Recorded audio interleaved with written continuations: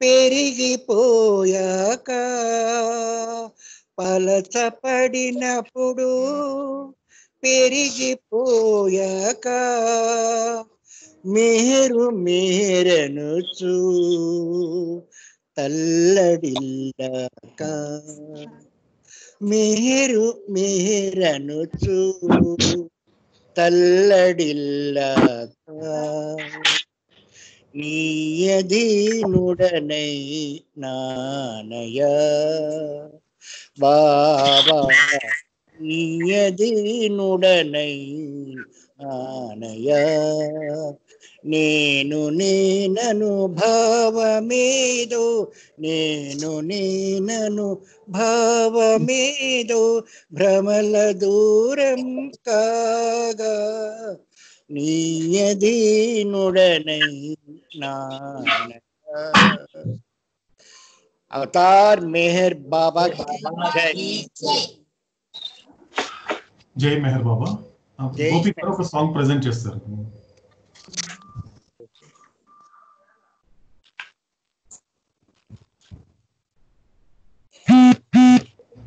గోపి గారు. జై మెహర్ బాబా. గోపి గారు చెప్పండి. వాయిస్ వినిపిస్తుంది కదా? వినిపిస్తుంది. ఒక పాట ప్రెజెంట్ చేయండి. జై మెహర్. అవతార్ మెహర్ బాబా కి జై. మనసును హరించు మెహరీశ్వరా,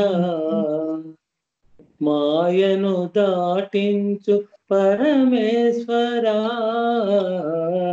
మనసును హరించు మెహరీశ్వరా, మాయను దాటించు పరమేశ్వరా,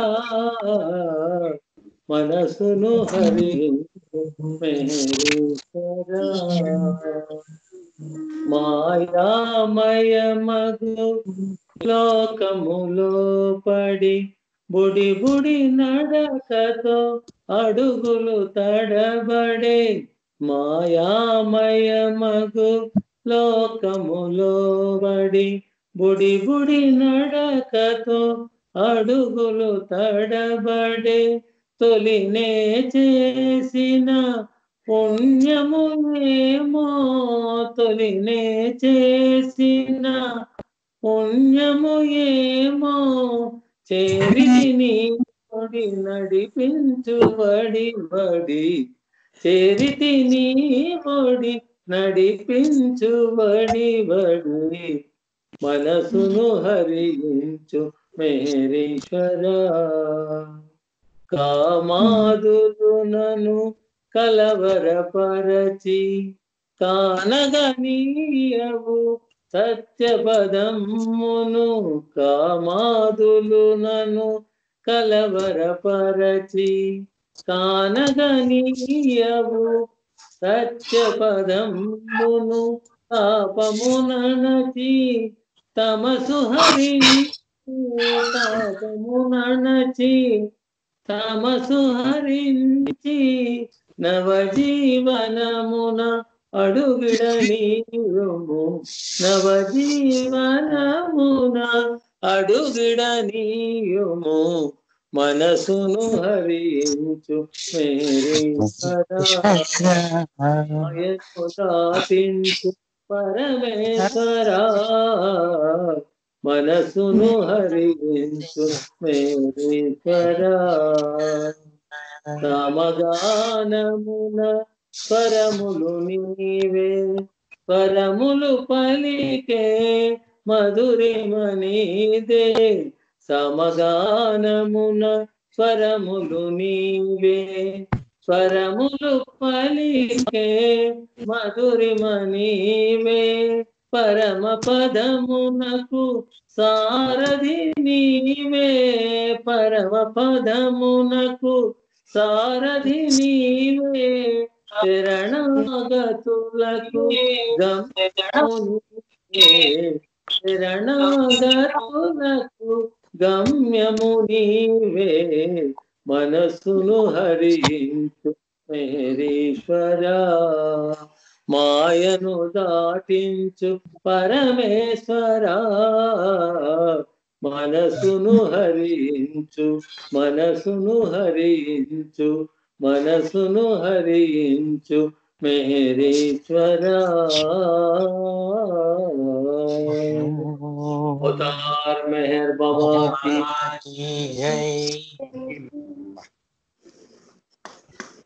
अवतार मेहर बाबा की जय।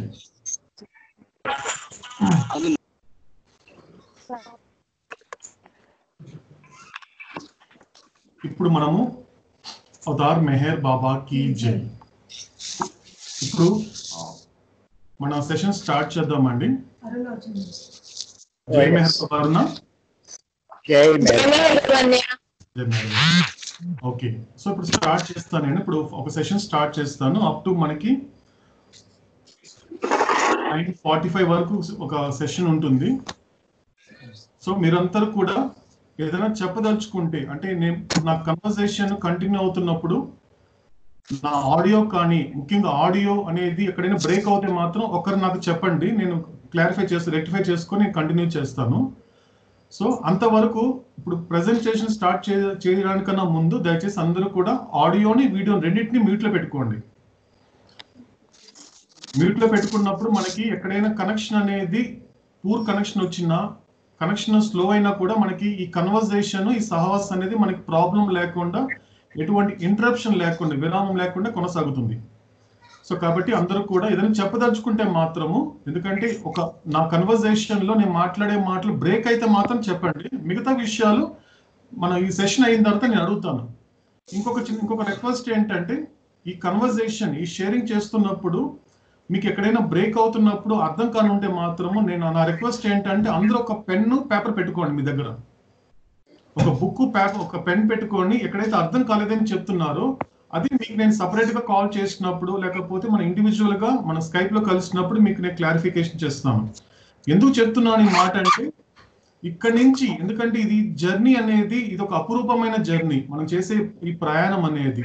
ఈ ప్రయాణంలో బాబా మనకి ఏదైతే చెబుతున్నాడో ప్రతి ఒక్క మాటని కూడా శ్రద్ధగా తీసుకున్నాము। ఫస్ట్ బాబా చెప్పాడు కదా మనందరికీ, మనకు మేల్కొల్పు ఎప్పుడు వస్తుందంటే, నేను చెప్పే మాటలను శ్రద్ధగా ఆలోచించగలిగితే నీ కళ్ళు కూడా తెరుచుకుంటుంది అన్నాడు బాబా।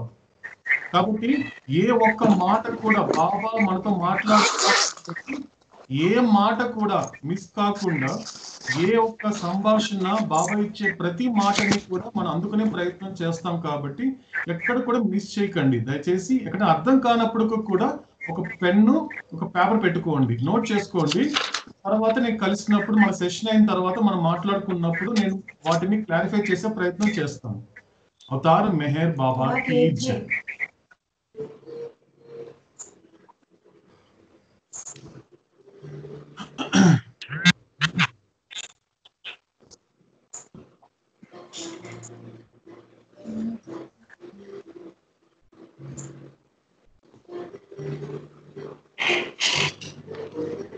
ఓకే, జై మెహర్ బాబా।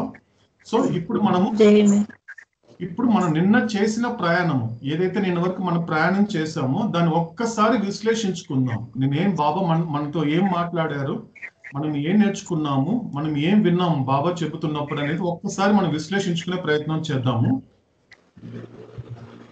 బాబా నేను చెప్పినటువంటి మాటల్లో నిన్న బాబా ఏం చెప్పాడు, బాబా మనకంటే గాడ్ స్పీక్స్ మీరు చదవండి, రీడ్ గాడ్ స్పీక్స్ అని చెప్పినప్పుడు ఎందుకు చెబుతున్నారు అంటే కూడా, మీకు గాడ్ స్పీక్స్ లో ప్రతి ఒక్క మాట నేను చెప్పినటువంటి, నేను ఏదైతే చెప్పానో గాడ్ స్పీక్స్ లో అది గనుక మీకు సరిగ్గా అర్థం అయితే నేను ఏం చెబుతున్నాను అనేది మీరు గ్రహించగలుగుతారు। అప్పుడు ఈ ప్రపంచంలో చింతించవలసినటువంటిది ఏమీ లేదు అని మీరు తెలుసుకుంటారు। ఏదైతే జరుగుతుందో అదంతా సంస్కారముల కారణంగానే జరుగుతుంది। సృష్టి యొక్క స్వప్నమును వాస్తవముగా ఉన్నట్లుగా చూపిస్తూ అకారణమైన చింతలను సంస్కారములు సృష్టిస్తుంది। జ్ఞానం గురించి హిందూ ఫిలాసఫీలో అనేక పుస్తకాలు ఉన్నాయి। గాడ్ స్పీక్స్ లో నేను వాటి గురించి చాలా స్పష్టంగా వివరించాను। మీరు గాడ్ స్పీక్స్ చదివిన తర్వాత నేను అనే దాని వెనక ఏమీ లేదు అనే అవగాహనకు మీరు వస్తారు। ఇది జ్ఞానం కాదు, అవగాహన। This is understanding. ఇక్కడ ఆది నుండి అంతం వరకు భగవంతుడు తప్ప మరేది లేదు. After వీటి reading, గురించి మీరు చదివిన తర్వాత మీరు భగవంతుడు అని ముగింపు వస్తారు. Avatar Meher Baba. సో మనం ఇది చూసాం. ఇది ఇంపార్టెంట్ విషయం. మనము ఈ జర్నీలో భాగంగా మనం ఎక్కడికి వెళ్తున్నా బాబా ముందుకు తీసుకెళ్తూ ఉంటాడు. ఈ 5 days వచ్చి మనకి పూర్తిగా తీసుకెళ్తూ ఉంటాడు. తీసుకెళ్తున్న సమయంలో మనందరికి ఉండాల్సినటువంటి ఈ హైలైటెడ్ స్టేట్మెంట్స్ అనేది మన చేతి వేళల్లో ఉండాలి. ఈ 5 రోజులు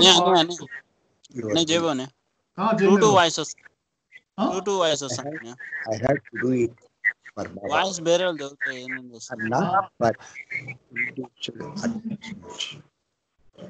వాయిస్ ಬೇರೆ దేవుడితో మ్యూట్ లో పెట్టిండు. అదే లక్ష్మీనారాయణ గారు మాట్లాడుతున్నారు కొంచెం.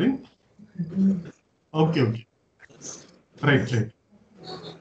సో ఇప్పుడు ఈ 6 విషయాలు ఏవైతే ఉన్నాయో దీనిని మనము డైజెస్ట్ చేసుకునే ప్రయత్నం చేద్దాం. ఇది మాత్రం అంటే ఈ 5 days లో బాబా చెప్పిన దాన్ని ఒక్క లైన్ లో తెలుసుకోవచ్చు ఇవన్నీ కూడా. అంటే ఫస్ట్ ఏంటి, మీ గుప్పెట్లో భగవంతుడు, అంటే మీ గుప్పెట్లోకి భగవంతుడు వచ్చే విధంగా, మీ గుప్పెట్లో భగవంతుడు వచ్చే విధంగా నేను మీకు ఈ డివైన్ థీమ్ ఎక్స్ప్లెనేషన్ ని స్పష్టంగాను తేలికగా ఉండేలా మలుచుతాను అని బాబా చెప్పాడు. రెండో విషయం ఏంటి, మనకి ఈ ప్రయాణంలో భాగంగా మనకి భగవంతుడితో ప్రార్థించాల్సినటువంటి ఏకైక ప్రార్థన ఏంటంటే, ఓ భగవంతుడా, నిన్ను మరియు నీ సంకల్పమును అర్థం చేసుకునేలా నన్ను మలుచు.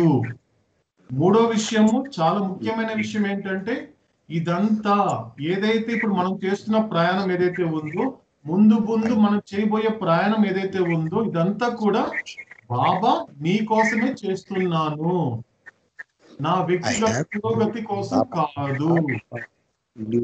నాలుగో మాట ఏంటంటే, ఒకవేళ నేను చెప్పేది మీరు శ్రద్ధగా ఆలకించగలిగితే మీ కళ్ళు కూడా తెరుచుకుంటుంది. ఐదో విషయం ఏంటి, ఈ రహస్యములన్నీ క్రితంలో ఏ అవతార పురుషుడు వెల్లడించలేదు. ఆరో విషయం ఏంటి, మీరందరూ ఆత్మలే తప్పి శరీరాలు కాదు. You are all souls, not bodies. You are all souls, not bodies. Right. So ఈ రోజు నిన్న మనము ఫస్ట్ డే చూసాము, అవతార్ మెహర్ బాబా కీ జై. ఇప్పుడు మనము సెకండ్ డేకి వెళ్తాం. ఈ రోజు రెండో రోజు బాబా ఇచ్చినటువంటి 5 days సహవాసంలో మనము ఈ రోజు రెండో రోజులోకి ఎంటర్ అవుతున్నాము. సో ఈ రోజు ఏం జరిగింది అంటే, మళ్ళీ చెప్తున్నాను, 70 ఏళ్ల క్రితము ఇదే రోజు ఏం జరిగింది అనేది మనం చూస్తున్నాం. బాబా ఏం చెప్పారు, ఎటువంటి విషయాలు మనం డిస్కస్ చేయబోతున్నారు, మనతో ఏం మాట్లాడబోతున్నారు చూద్దాం మనం. సో రెండవ రోజు 15 మే 1943 శనివారం. 15 మే 1943 శనివారం రోజున బాబా సామూహికంగా ప్రసంగించారు. వారంతా సమాధి బయట ఉండే ప్లాట్ఫామ్ మీద రాత్రి 7:33 చేరుకున్నారు. కొన్ని సమయాలలో బాబా జోకులు వేస్తూ, ప్రవచనములు ఇస్తూ, లేక గజల్స్ ను ఆలకిస్తూ సరదా కథలతో వారితో గడిపారు. ఇప్పుడు మీరు చూస్తున్నటువంటిది ఏదైతే ఉందో అక్కడ మీకు క్లియర్ గా కనిపిస్తోంది, బాబా ఆడ కూర్చున్నారు. అంటే తన సమాధి బయట కూర్చొని కొంతమందితో కూర్చున్నారు, చూసారు కదా. అంటే ఈ రోజుతో దానికి సంబంధం లేదండి, అది బాబా వేరే చోట తీసిన పిక్చర్ అది. కానీ మనకి ఆ ప్లాట్ఫామ్ బాబాల బయట కూర్చున్నప్పుడు ఎలా ఉంటుంది అనేది నేను కలెక్ట్ చేసి మీకు షేర్ చేస్తున్నాను, ఆ పిక్చర్ మాత్రం. కాబట్టి ఈ రోజుకి ఆ డేట్ కి సంబంధం లేదు. సో ఆ విధంగా బాబా ప్లాట్ఫామ్ మీద కూర్చొని మిగతా వాళ్ళందరితో కూడా సరదాగా, ఏం లేదు, జస్ట్ క్యాజువల్ మీటింగ్ అనమాట. వాళ్ళు చక్కగా జోకులు వేస్తూ, బాబా సరదాగా మాట్లాడుతూ, మధ్య మధ్యలో కొంతమంది గజల్స్ పాడుతున్నప్పుడు బాబా వాటిని వింటూ అక్కడే వారితో బాబా గడుపుతున్నారు. ఇక్కడ జరిగినటువంటి ఒక కన్వర్సేషన్ చూద్దాం, ఏం జరుగుతోంది. సో ఇంతకుముందు మనం తెలుసుకున్నాము, అంటే భారతదేశంలో ఆల్ ఓవర్ ఇండియాలో ఉండేటువంటి బాబా 125 మందిని సెలెక్ట్ చేసుకొని మెహరాబాద్కి పిలిపించుకున్నారు, చూసాం. అదే విధంగా సావనీర్ గ్రూప్ నుంచి కూడా కొంతమంది రావడం జరిగింది మనకి ఇక్కడ సహవాస్కి. ఆ సావనీర్ గ్రూప్ లో ఉండేటువంటి రఘో పటేల్ అనే వ్యక్తి ఉన్నాడు. ఆ వ్యక్తిని బాబా ఏం చేశాడంటే అతన్ని పిలిచాడు, అతని దగ్గర పిలిచి వెంటనే బాబా అతను అడుగుతున్నాడు, ఇలా అడుగుతున్నారు, ఏం అడుగుతున్నారంటే, నా కోసం నీ కంఠమును సమర్పిస్తావా, నా కోసం నీ జీవితమును త్యాగం చేస్తావా అని అడిగారు. వెంటనే అతను రఘు పాటిల్ ఏం చేశాడు అంటే, ఆ ప్రశ్నకి రఘు పాటిల్ ఏం చేశాడంటే ఒక్కసారిగా ఆశ్చర్యపోయాడు. ఆశ్చర్యపోయి తన లీడర్ అంటే ఎవరి యొక్క టీం ద్వారా అతను వచ్చాడో మెహరాబాద్కి అతని వైపు చూశాడు. అతని పోపలి అతని వైపు తిరిగి చూసి ఇలా అడుగుతున్నాడు, ఏమయ్యా పోపలి, నువ్వు నన్ను ఇక్కడికి బాబా దర్శనానికి తీసుకొచ్చావు, కానీ ఇక్కడ బాబా ఏంటయ్యా నా కంఠం అడుగుతున్నాడు, నా కంఠం ఇచ్చేస్తే నా భార్య బిడ్డలు ఏమవుతారు, ఈ భలే వాడివయ్యా నువ్వు, ఏదో బాబా దర్శించుకుందామని నీతో పాటు ఇలా వస్తే ఇదేంటి బాబా ఇలాంటి అడుగుతున్నారు అనేది అతను ఒక రకమైనటువంటి ఒక ఆశ్చర్యాన్ని వ్యక్తం చేశాడు తన టీం లీడర్ అయినటువంటి పోపలితో. అక్కడ ఒక్కసారిగా అందరూ నవ్వు అనమాట, ఒక్కసారి నవ్వు పేలుడల్లా పేలింది, ఒక్కసారి అందరూ ఒక్కసారి నవ్వుకున్నారు. అప్పుడు బాబా మళ్ళీ రఘు పటేల్ని ఇలా అడుగుతున్నారు, ఏమయ్యా నువ్వు చనిపోవడం అంటే దాని గురించి భయపడుతున్నావా అని అడుగుతున్నాడు. వెంటనే అతను అంటాడు, మరి భయం లేదా బాబా, భార్యా బిడ్డలు ఉన్నప్పుడు వారిని చూసుకోవాలి కదా అని రఘు పాటిల్ అంటాడు. సో దానికి వెంటనే బాబా స్పందిస్తూ ఇక్కడ చాలా అత్యద్భుతమైనటువంటి మెసేజ్ మనకు అందిస్తున్నారు, చక్కని మెసేజ్. అది కేవలం రఘు పాటిల్కే కాదు, మనందరికీ మనకి అందరికీ వర్తింప చేసే ఆన్సర్, ఒక సందేశం ఇస్తున్నారు. అప్పుడు బాబా ఏమంటున్నారంటే, మరణించడం అనేది తేలికైన విషయం కాదు. ఇక్కడ చాలా ఇంపార్టెంట్ అయిన విషయం, మనం బాగా కొంచెం డైజెస్ట్ చేసుకోవాల్సిన విషయం ఏంటంటే, ఇక్కడ బాబా చెప్పింది చనిపోవడం గురించి కాదు, మరణించడం గురించి. ఎందుకంటే మనకి బాబా ఒక్కసారి ఈ డెత్ గురించి, ఈ డెత్ అనే దానిని మనము తెలుగులో ట్రాన్స్లేట్ చేసుకుంటే, ఒకటి మృత్యువు అంటే మృత్యు పాలయ్యాడు, అదొకటి. రెండోది ఏంటంటే మరణించడము. ఇక్కడ మృత్యువు అంటే మన భాషలో తెలుసుకోవాలంటే చనిపోవడము. చనిపోవడం అంటే ఏంటంటే శరీరం విడిచిపెట్టాడు, వాడి యొక్క భౌతిక శరీరం మాత్రమే విడిచిపెట్టాడు అనే అర్థం వస్తుంది. అంటే ఒక రకంగా శరీరం విడిచిపెట్టాడు అంతవరకే. కానీ మరణించడం అని, కానీ ఇక్కడ బాబా చెప్పేటువంటిది మరణించడం అనేది శరీరం కాదు, మనసుని విడిచిపెట్టగలగాలి. ఎందుకంటే ఆ యొక్క భౌతిక శరీరం అనేటువంటిది ఏదైతే ఉందో అది విడిచిపెట్టిన తర్వాత ఇక మిగిలి ఉన్నటువంటి ఒక మనసుతో పాటు మరో శరీరం చూసుకుంటూ వెళ్ళిపోతాడు. వాడు ఇంకా ఫ్లో, అది ఆ పునర్జన్మ క్రమంలో పడిపోతాడు. కానీ గుర్తు పెట్టుకో, కానీ మరణించడం అనేది అంత తేలికైన విషయం కాదు. అంటే శరీరం విడిచిపెట్టడం కాదు, మనసుని విడిచిపెట్టడం అనేది అంత తేలికైన విషయం కాదు అని చెబుతూ, కాబట్టి ఇక్కడ బాబా చెప్పేటువంటిది ఏంటంటే చనిపోవడం ఇంపార్టెంట్ కాదు. చనిపోవడం అనేది దాని గురించి నువ్వు భయపడాల్సిన అవసరం లేదు. ఎందుకంటే నువ్వు భయపడినా భయపడకపోయినా, నువ్వు ధైర్యంగా ఉన్నా ధైర్యం లేకపోయినా కూడా ఏదో ఒక టైంలో నువ్వు తీసుకున్నటువంటి ఏదైతే తీసుకున్నావో అది విడిచిపెట్టక తప్పదు. అది విడిచిపెట్ట తీరాల్సిందే, అంటే విసర్జించవలసినదే. అంటే ఎలా ఉంటుంది అంటే బాబా కొన్ని చోట్ల చాలా ప్రాక్టికల్ గా కొన్ని విషయాలు చెప్తాడు మనకి ఈ డెత్ గురించి చెప్తూ కూడా. ఏం చెప్తారంటే, ఒక చోట ఒక పాపా జెస్సావాలా అంటే ఈరోజు వాళ్ళ ఫాదర్తో కొన్ని డిస్కషన్లు పెట్టినప్పుడు అతను ఎప్పుడు ఒక మాట చెప్తూ ఉంటాడు.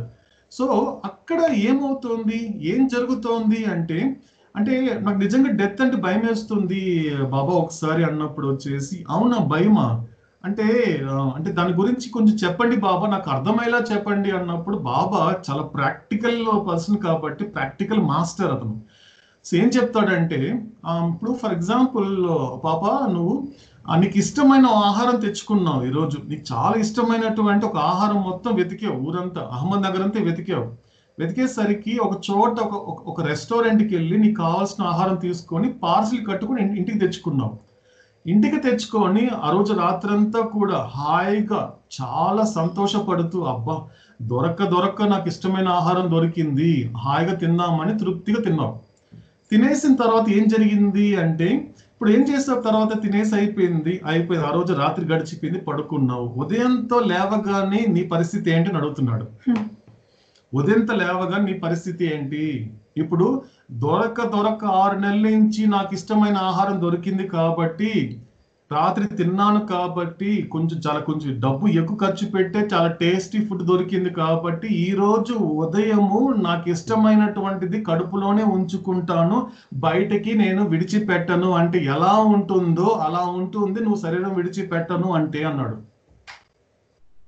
ఎలా ఉందో తెలుసా నువ్వు దాని గురించి? అంటే ఎక్కడైతే ఒక వ్యర్థంగా తయారైపోయింది, అంటే ఒక రాత్రి పూట ఎంతో ఇష్టంగా తిన్నటువంటి ఆహారం అనేది కడుపులోకి వెళ్ళేసరికి జీర్ణమైన తర్వాత ఒక విసర్జించాల్సినటువంటి వ్యర్థంగా మారిపోయింది.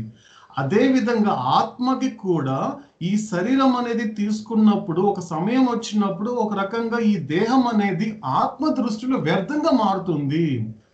వ్యర్థంగా మారిన తర్వాత కూడా ఓకే, ఇది తీసుకున్న పని పూర్తయిపోయింది కాబట్టి విసర్జించాలనేటువంటి ఒక తాపత్రయంలో ఆత్మ ఉన్నప్పుడు విసర్జిస్తుంది. అంటే శరీరం విసర్జిస్తుంది అని అర్థం. ఆత్మ తను ధరించినటువంటి శరీరాన్ని విసర్జిస్తుంది.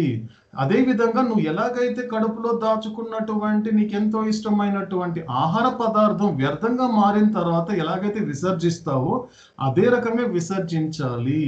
అంటే ఈ విధంగా, అంటే ఉదయంతో నువ్వు విసర్జించేటువంటిది ఏదైతే ప్రక్రియ ఉందో అది విసర్జించిన తర్వాత ఎటువంటి హాయినైతే పొందుతావో, ఎటువంటి ప్రశాంతతను పొందుతావో, ఎటువంటి హాయిగా ఉండే తనాన్ని పొందుతావో, అంతకు కొన్ని వేల లక్షల రెట్లు ఆత్మ కూడా అంతే ఒక ప్రశాంతతను పొందుతుంది అన్నాడు బాబా. ఇది చెప్తున్నాడు మనకి. కాబట్టి ఇది ఇంపార్టెంట్ కాదు, ఎందుకంటే దానికి నువ్వు భయపడాల్సిన అవసరం లేదు. కాబట్టి ఆ విధమైనటువంటి మనస్సును విడిచిపెట్టేటువంటి అంత పరిపక్వత కల మరణించడం అనేది అంత తేలికైన విషయం కాదు. కాబట్టి బాబా కంటిన్యూ చేస్తూ అంటున్నారు, ప్రతిరోజు వేలాది సంఖ్యలో అనేక మంది చనిపోతున్నారు. ప్రతిరోజు వేలాది సంఖ్యలో అనేక మంది చనిపోతున్నారు, కానీ అది మరణించడము కాదు. ఇది ఇంపార్టెంట్ అనే విషయం. మన కళ్ళ ముందు ఒక అతను బాడీ డ్రాప్ చేశాడంటే అతను మృత్యు పాలయ్యాడా, మరణించాడా అనేది మనకి తెలియదు. ఇక్కడ మనకు చిన్న సందేహం వస్తుంది, లేకపోతే ఒక విచారణ వస్తుంది. ఏమొస్తుంది? మనకి ఎలా తెలుస్తుంది అతను మృత్యు పాలయ్యాడా లేకపోతే అతను ఒక మరణించాడు అనేది తెలుస్తుంది అంటే మనకి తెలియదు. మనం తెలియాల్సిన అవసరమే లేదు. ఇంకొకటి శరీరం గురించి మనం అంతగా శ్రద్ధ తీసుకోవాల్సిన అవసరం లేదు. మన శరీరం గురించి, మన మనసు గురించి శ్రద్ధ తీసుకుంటే చాలు అంటాడు బాబా. ఇతరుల శరీరాల గురించి ఆలోచించే టైం నీకు లేదు, ఎందుకంటే నీకు ఒక శరీరం ఇచ్చాను, ఆ శరీరంతో కనెక్ట్ అయినటువంటి చైతన్యం ఇచ్చాను కాబట్టి ముందు నీ విషయం చూసుకోతా, వాళ్ళ విషయం నేను చూసుకుంటా అంటున్నాడు బాబా. కాబట్టి మనం చెప్పలేము, కానీ అది కేవలం గురువు మాత్రమే చెప్తాడు. ఒక ఆత్మ సాక్షాత్కారం కలిగినటువంటి వ్యక్తే చెప్తాడు. కాబట్టి అంటే భగవంతుడు అయిన వాడు మాత్రమే చెబుతాడు, ఇంకా ఎవ్వరికి కూడా తెలియదు. కానీ ఇప్పటికి బాబా 1943లో చెప్పిన మాట చూడండి, అప్పుడు చెప్పిన మాట ఇది. ప్రతిరోజు వేలాది సంఖ్యలో అనేక మంది చనిపోతున్నారు, కానీ అది మరణించడం కాదు. అంటే వాళ్ళందరూ కూడా చనిపోతున్నారు తప్పించి వాళ్ళు మరణించడం లేదు. అంటే మరణించడం లేదు అంటే ఇక్కడ బాబా ఇంకో మాట చెప్తున్నారు. ఏం చెప్తున్నారంటే వాళ్ళందరూ కూడా, ఈ వేలాది సంఖ్యలో చనిపోయిన వాళ్ళందరూ కూడా పునర్జన్మలోనే పడుతున్నారు అని అర్థం. అంటే మళ్ళీ రావడానికి వెళ్తున్నారు, కాబట్టి అది మరణించడం కాదు అని చెప్తూ బాబా ఇంకా కంటిన్యూ చేస్తున్నారు. కాబట్టి మరణం అనేది ఎలా ఉండాలంటే అది పూర్ణమైన మరణంగా ఉండాలి. అది పూర్ణంగా ఉండాలి. పూర్ణంగా అంటే ఏంటి అంటే ఇక్కడ మనసుతో ఎప్పుడు కూడా జత చేసి ఉంటుంది. శరీరం విడిచిపెట్టడాలు, శరీరం తీసుకోవడాలు అనేది. పూర్ణం అనేది ఎప్పుడు వస్తుందంటే నీకు మనస్సు యొక్క నాశనం అయినప్పుడు, మనస్సు యొక్క నాశనం జరిగినప్పుడు, అనిహిలేషన్ జరిగినప్పుడు, అప్పుడు పూర్తిగా ఆ మిగిలిన సంస్కారాలను తీసుకునేంత కెపాసిటీ మనసుకు ఉండదు. కాబట్టి ఆటోమేటిక్గా బలహీనపడి చివరికి అది నాశనం అయిపోతుంది. మనసు అనేది లయం అయిపోయిన తర్వాత అప్పుడు ఒక పూర్ణం అవుతుంది. ఎప్పుడైతే నీకు అటువంటి పూర్ణమైన తర్వాత మాత్రమే నీకు పరిపూర్ణత వస్తుంది. ఆ పరిపూర్ణతని బాబా ఇంకో లైన్లో చెప్తున్నాడు. ఆ తర్వాతే అది శాశ్వతమైన జీవితముగా పరిగణింపబడుతుంది. ఎప్పుడు పరిణమింపబడుతుంది అంటే ఎప్పుడంటే ఎటర్నల్ లైఫ్ అనేది అప్పుడు మాత్రమే జరుగుతుంది. కాబట్టి చనిపోవాల్సినటువంటిది దేహం కాదు, మనసు చనిపోవాలి.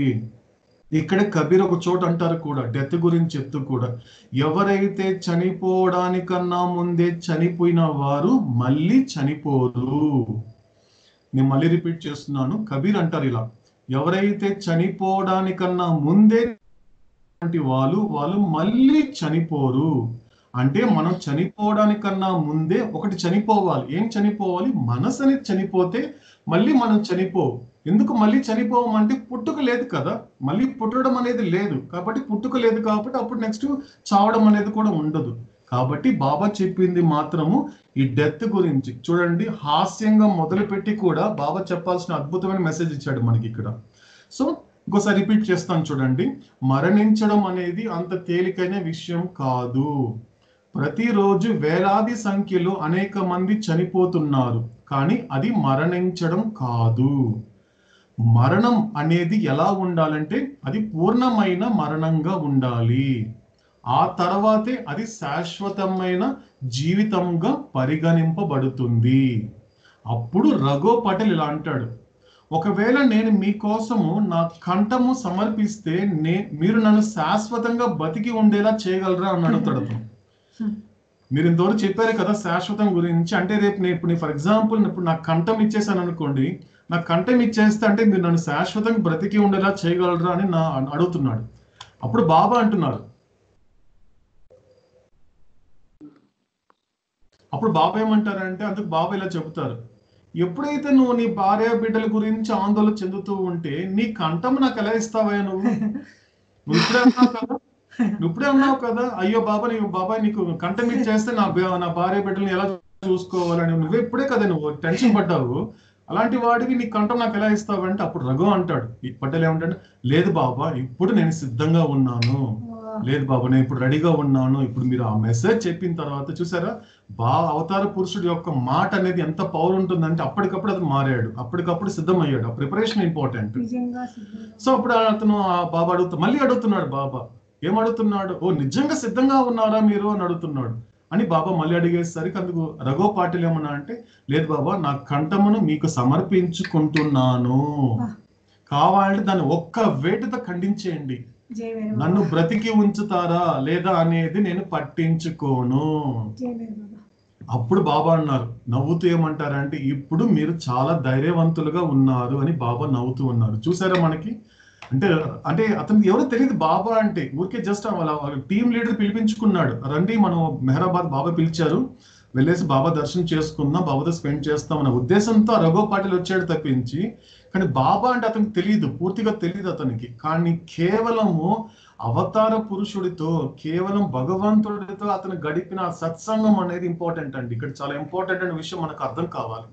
కాసేపు అతను సత్సంగం చేశాడు భగవంతుడితో, కాసేపు హాస్యాస్పదంగా ఉన్నప్పటికీ కూడా ఈ టైంలోని అతను ఎంతగా సిద్ధపడ్డాడు చూడండి. మళ్ళీ రిపీట్ చేస్తాడు చూడండి ఆయన రఘు అన్న మాట, లేదు బాబా నా కంఠమును మీకు సమర్పించుకుంటున్నాను, నేను మీకు ఇచ్చేస్తున్నాను బాబా, దానిని ఒక్క వేటుతో ఖండించేయండి, నాకు అసలు దాని గురించి ఆలోచన లేదు, కాబట్టి నన్ను బ్రతికి ఉంచుతారా లేకపోతే అనేది నేను పట్టించుకోను అని చెప్పడంతో బాబా సంతోషపడి చాలా నవ్వుతూ ఒక మాట అన్నాడు, ఇప్పుడు మీరు చాలా ధైర్యంగా ఉన్నారు అని బాబా నవ్వుతూ అన్నారు.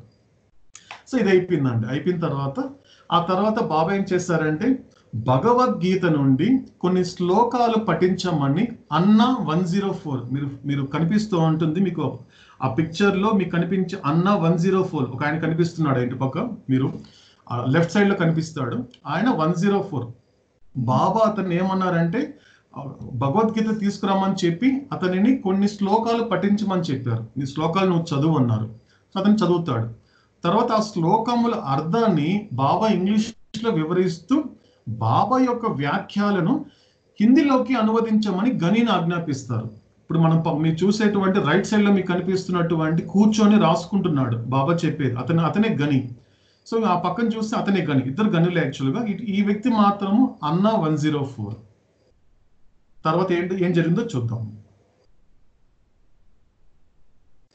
ఇప్పుడు బాబా ఏం చేశారంటే, ఎప్పుడైతే వాటిని మరాఠీలోకి అనువదించమని, ఇప్పుడైతే ఇంతవరకు ఏం చెప్పాడు మనకి, గనికి ట్రాన్స్లేట్ చేయమని చెప్పాడు. ఇప్పుడు బాబా వచ్చేసి మీ ఫోటోలో కనిపిస్తున్న వ్యక్తి, ఆ బాబా పాదాల దగ్గర కూర్చున్న వ్యక్తి సిడి దేశ్ముఖ్ అతని పేరు.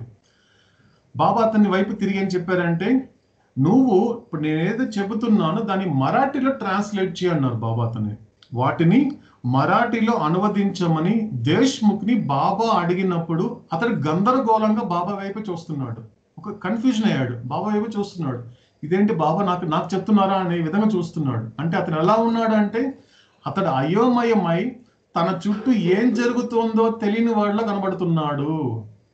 ఎప్పుడైతే మరాఠీలో అనువదించమని బాబా మళ్ళీ చెప్పినప్పుడు తాను నిద్ర నుండి ఇప్పుడే మేల్కొన్నట్లుగా దేశ్ముఖ్ కనబడుతున్నాడు. ఎలా కనబడుతున్నాడు అంటే, దేశ్ముఖ్ నేను చెప్పినటువంటి వాటిని నువ్వు మరాఠీలో ట్రాన్స్లేట్ చేయని బాబా చెప్పినప్పుడు ఎలా ఉంటున్నాడు అంటే, ఎలా కనిపిస్తున్నాడు దేశ్ముఖ్ అంటే, ఎప్పుడు నిద్ర లేసినప్పుడు వెంటనే మేల్కొన్నప్పుడు ఎలా ఉంటారో అలా కనబడుతున్నాడంట దేశ్ముఖ్. అప్పుడు తను బాబా చెప్పిన మాటలను సరిగ్గా వినకపోవడము లేక సరిగ్గా గుర్తుంచుకోలేకపోవడం వలన తాను ఈ ట్రాన్స్లేషన్ చేయలేనని దేశ్ముఖ్ చెప్పేశాడు బాబాకి. బాబా మీరు చెప్పే మాటల్ని నేను సరిగ్గా వినలేదు, నేను సరిగ్గా అంత కాన్సన్ట్రేట్ చేయలేదు, లేకపోతే నాకు సరిగ్గా గుర్తుంచుకోలేకపోతున్నాను. ఎందుకంటే ట్రాన్స్లేట్ చేయాలంటే గుర్తుంచుకోవాలి. సో గుర్తుంచుకోలేకపోవడం వల్ల నేను ఈ పని చేయలేను బాబా, ఈ ట్రాన్స్లేషన్ నేను చేయలేని బాబా తను వేసాడు. కానీ వెంటనే బాబా అంటాడు, అప్పుడు దేశ్ముఖ్ గురించి బాబా ఇలా వ్యాఖ్యానిస్తారు. ఇక్కడ ఉన్న ఈ వ్యక్తి అంటే బాబా దేశ్ముఖ్ గురించి చెప్తున్నారు. ఇక్కడ ఉన్న ఈ వ్యక్తి ఏ శిష్యుడిలోనైనా చాలా అరుదుగా ఉండే శిరస్సు మరియు హృదయం కలయిక అనేది కలిగి ఉన్నాడు. చూడండి ఎంత బాగుంది, చూడండి ఆ కాంబినేషన్. బాబా అంటున్నారు సిడి దేశ్ముఖ్ని ఉద్దేశించి ఏమంటున్నారంటే, ఇతను ఏ శిష్యుల్లో అయినప్పటికీ కూడా చాలా అరుదుగా ఉండే ఒక లక్షణం ఉంటుంది. ఏంటో తెలుసా, ఈ హెడ్ హార్ట్ కలయిక ఉంటుంది, కాంబినేషన్ ఉంటుంది. కొంతమంది శిరస్సుని మాత్రం హెడ్ని మాత్రమే యూజ్ చేస్తారు, కొంతమంది హార్ట్నే వాడతారు. కానీ సిడి దేశ్ముఖ్ అలాంటి వాడు కాదు. కానీ ఈ రెండు అంటే ఇది చాలా అరుదుగా జరుగుతుంది, చాలా అరుదుగా ఉంటుంది. ఇది అందరి శిష్యులకు దొరికేటువంటి అవకాశం కాదు. కానీ సిడి దేశ్ముఖ్ మాత్రము చాలా అరుదుగా ఉండే కాంబినేషన్ ఇది. అంటే హెడ్ హార్ట్ రెండు కలిగి ఉన్నాడు సిడి దేశ్ముఖ్. ఇతను పత్రికలలో అంటే మెహర్ బాబా మ్యాగజైన్లో నా వ్యాసాలు రాస్తాడు, ఇతను ఒక ఆర్టికల్స్ రాస్తాడు. నేను డిక్టేట్ చేసిన పాయింట్ల నుండి చక్కగా వాటిని రాస్తాడు. ఇదంతా మీకు తెలుసు. కానీ ఇప్పుడు నా సమక్షంలో అతడి ప్రేమలో ఎంతగా కోల్పోయాడు అంటే, అతను చూడడానికి మస్తులా ఉన్నాడు అన్నాడు బాబా. అతని పరిస్థితి ఏంటంటే చూడడానికి ఎలా ఉన్నాడు అంటే ఒక మస్తులాగే ఉన్నాడు. అంటే అది నా ప్రేమ వల్లనే, నా ప్రేమలో అంతగా కోల్పోయాడు అతను, కాబట్టి అతను చూడడానికి మస్తులా ఉన్నాడు అని బాబా సిడి దేశ్ముఖ్ గురించి కంటిన్యూ చేస్తున్నారు. ఇప్పుడు బాబా కొంచెము సబ్జెక్ట్ మీద కొంచెం కాన్సన్ట్రేట్ చేస్తున్నారు, కొంచెం ఫోకస్ చేస్తున్నారు. మనం కూడా ఫోకస్ చేద్దాం. బాబా యొక్క మెయిన్ సబ్జెక్ట్లోకి తీసుకెళ్తున్నారు. ఇప్పుడు బాబా ఏం చెప్తున్నారంటే, ఇప్పుడు గనిని దేశ్ముఖ్ని ఇద్దరిని ఉద్దేశించి బాబా చెప్తున్నారు ఒక మాట.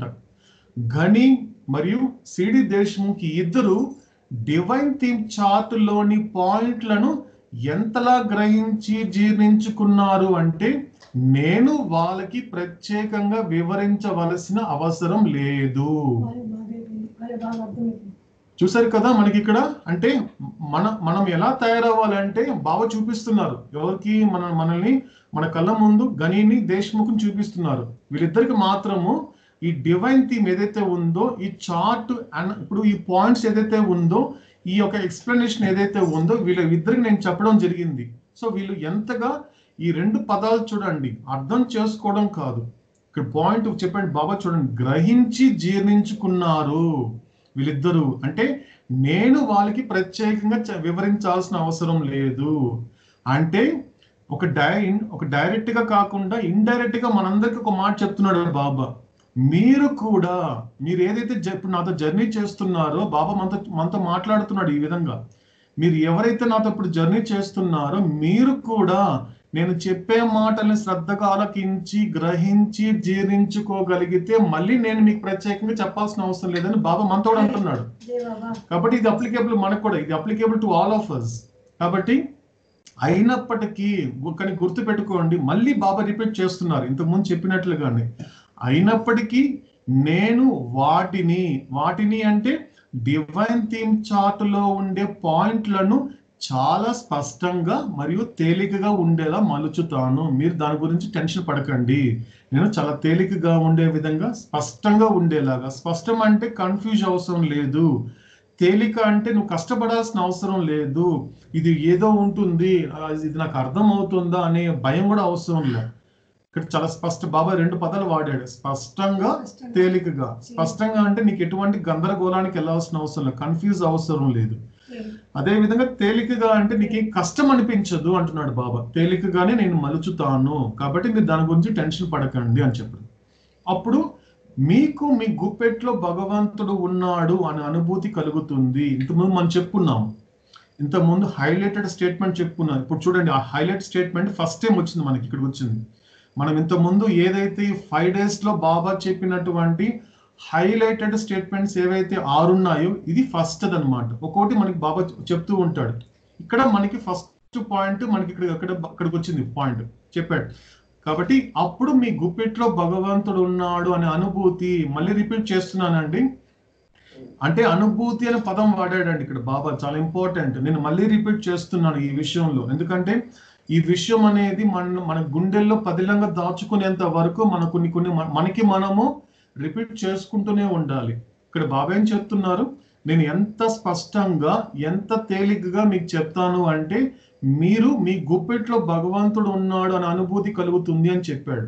ఇక్కడ అనుభూతి అనే పదం తీసుకున్నప్పుడు బాబా దాని ఇంగ్లీష్ లో దాని ఫీలింగ్ అన్నాడు. మీకు ఆ ఫీల్ కలుగుతుంది, భగవంతుడు ఎక్కడో లేడు, నా గుప్పిట్లో ఉన్నాడు అనే అనుభూతి అనేది బాబా యూజ్ చేయడం జరిగింది. మనం నిన్న డిస్కస్ చేసాం కూడా, దాన్ని మళ్ళీ రిపీట్ చేస్తున్నాను.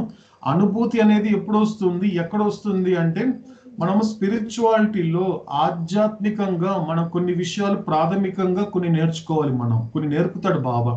అందులో మొట్టమొదటిది జస్ట్ 5 ఉంటుందండి, అది కూడా గుప్పిట్లో ఉండే 5 విషయాలే. 1 ఊహించుకోవడము, 2 ఆలోచించడము, 3 అనుభూతి చెందడము, 4 అనుభవించడము, 5 అయిపోవడము లేకపోతే తయారవడము.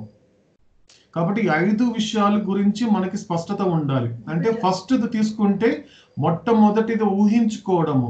ఊహించుకోవడం అంటే ఇది కేవలం మన అజ్ఞానం చేతే ఊహించుకుంటాము. మన కళ్ళ ముందు ఒక ప్రపంచం కనిపిస్తోంది, ఆ ప్రపంచంలో ఒక సుఖం అనుభవించాలి, ఆ ప్రపంచంలో నాకు దుఃఖం అనేది వస్తుంది అనేటువంటి అజ్ఞానం చేత నీకు నువ్వుగా ఊహ ద్వారా ఒక ప్రపంచాన్ని సృష్టించుకున్నావు అన్నాడు బాబా. అందుకే అది నీ ప్రపంచం అన్నాడు బాబా. రెండో విషయం వచ్చేసరికి ఆలోచించడము, అంటే ఇది మనసుకి సంబంధించింది.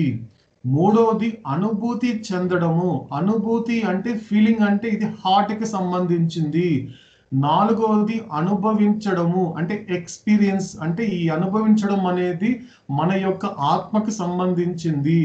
లాస్ట్ అండ్ ఫైనల్ తయారవడము లేకపోతే అయిపోవడము, అంటే బికమింగ్ అన్నమాట, అది మాత్రము పరమాత్మకి సంబంధించింది. అంటే బాబా మరీ బికమింగ్ వెళ్ళలేదు, మరీ ఇలా ఇమాజినేషన్ మధ్యలో చెప్పాడు, అదే ఫీలింగ్ అన్నాడు.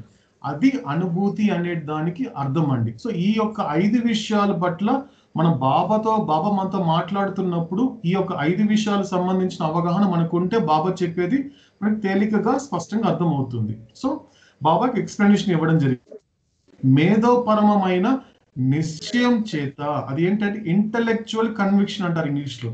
బాబా ఏమన్నాడంటే దీనిని ఇంటలెక్చువల్ కన్విక్షన్ అంటే ఒక నిశ్చయం కలుగుతుంది నీకు, మళ్ళీ నీకు డౌట్స్ ఉండదు. ఒక్కసారి నీకు ఒక కన్విక్షన్ వచ్చేసింది, బాబా ఈజ్ గాడ్, బాబా భగవంతుడు, బాబా నా జీవిత సర్వస్వము, బాబా నా జీవిత గమ్యము అనేటువంటి ఒక రియల్ కన్విక్షన్ మన లైఫ్ లో వచ్చేస్తే బాబా మన లైఫ్ లో ఏం జరిపించినా కూడా మనకి ఎటువంటి సందేహం ఉండదు. ఒక కన్విక్షన్కి వచ్చేస్తాడు వాడు మళ్ళీ మారడము, సందేహాలు ఉండడం, బాధలు పడడం అనేది ఏం ఉండదు. అందుకే బాబా ఒక ఇంటలెక్చువల్ కన్విక్షన్ చేత భగవంతుడు మీ చేతుల్లో ఉన్నాడు అనే అనుభూతి మళ్ళీ రిపీట్ చేశారు. చూడండి, 2 సార్లు రిపీట్ చేశారు బాబా ఫీలింగ్ గురించి.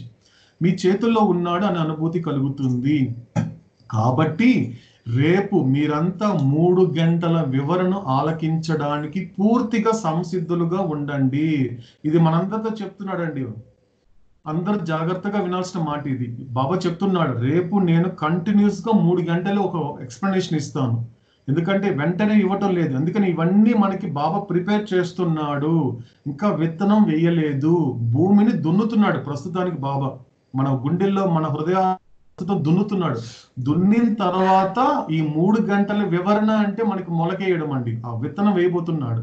అందుకే బాబా మళ్ళీ రిపీట్ చేశాడు. కాబట్టి మీరంతా రేపు 3 గంటల కంటిన్యూస్ గా 3 అవర్స్ అండి, 3 గంటల వివరణను ఆలకించడానికి పూర్తిగా సంసిద్ధులుగా ఉండండి అని బాబా మనకి చెప్పడం జరుగుతుంది.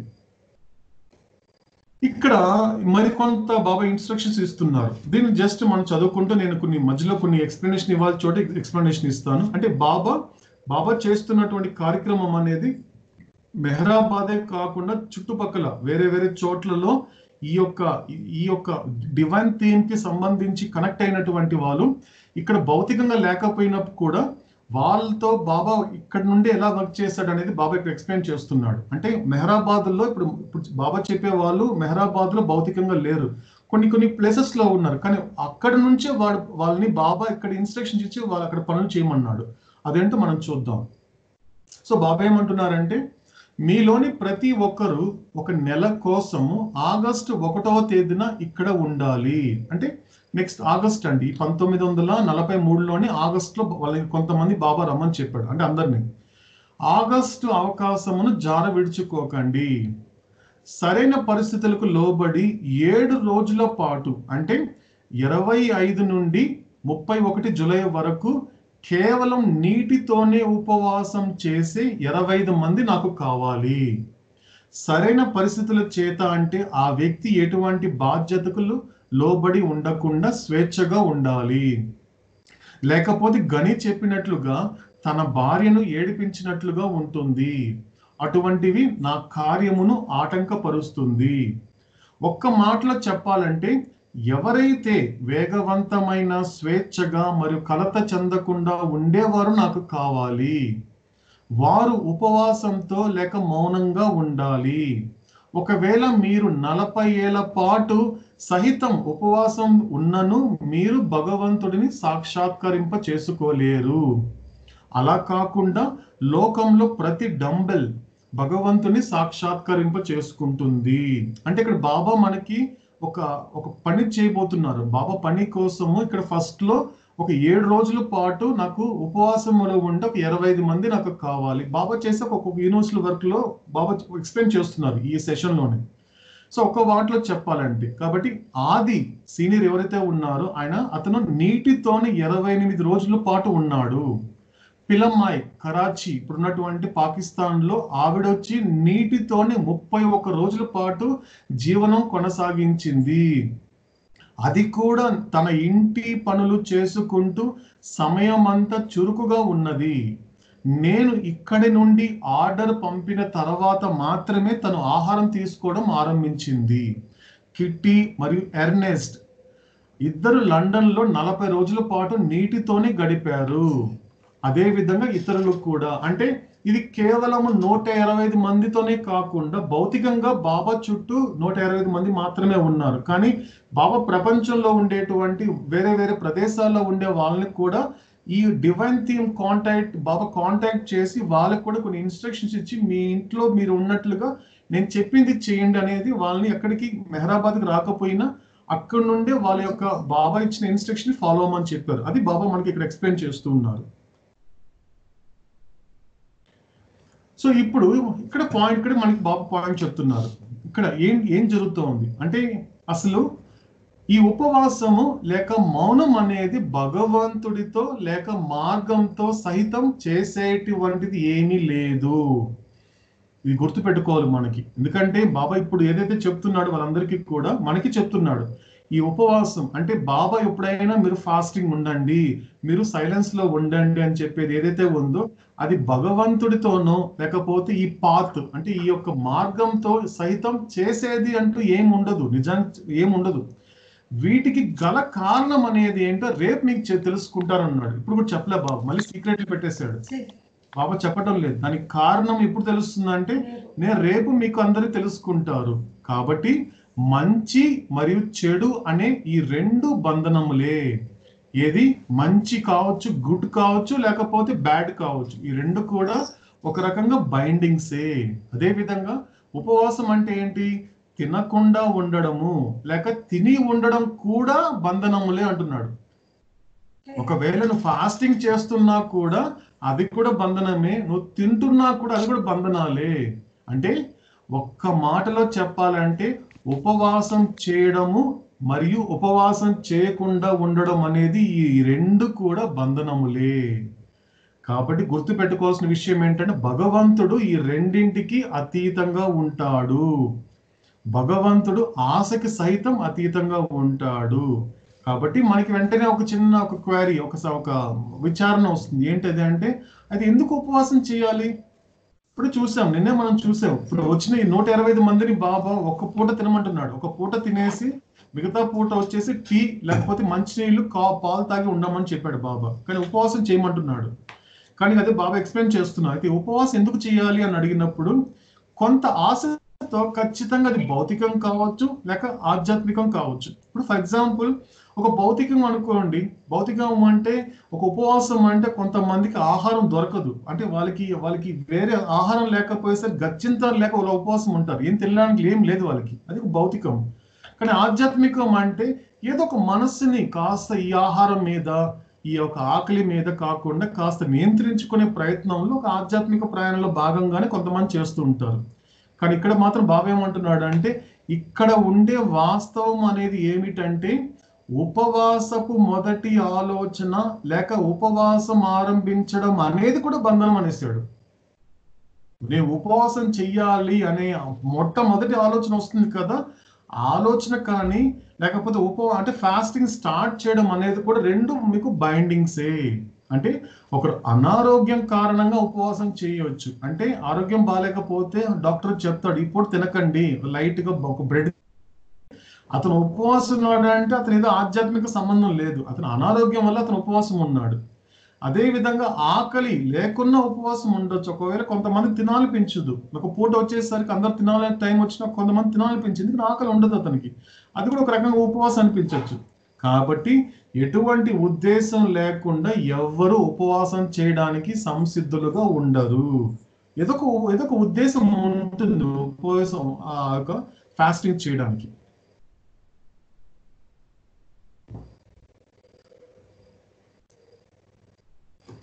ఇప్పుడు బాబా కొంచెం డెప్త్కి వెళ్తున్నారు. ఇప్పుడు కొంచెం లోపలికి వెళ్తూ మనకు కావాల్సిన విషయాలు చెప్తున్నారు. ఇక్కడ ఒకవేళ మీరు చనిపోవాలనే ఆలోచనతో ఉపవాసం ఉన్నప్పటికీ ఆ ఉపవాసపు ఆలోచన అనేది ఒక బంధనము.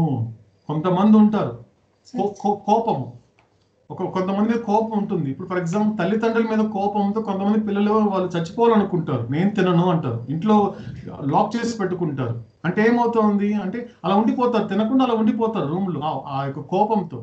అంటే వాళ్ళు ఉపవాసం చేసేస్తున్నారు, ఉపవాసం ఉండిపోయారు. అంటే దాన్ని కూడా బాబా ఏమంటున్నాడు, అది కూడా బంధనమే. అదే విధంగా నేను భగవంతుడి దర్శనం కోసం చనిపోయే ఉపవాసంలో ఉంటాను అనే ఆలోచన అనేది ఎప్పుడు అది కూడా ఒక రకంగా బంధనమే అనేస్తారు బాబా. నేను భగవంతుడి చూడనంత వరకు నేనేం తినను, ఏం తాగను, ఇలా ఉంటాను అనుకున్నప్పటికీ కూడా అది కూడా ఒక విధంగా బంధనమే, అది కూడా ఒక బైండింగ్ అవుతుంది.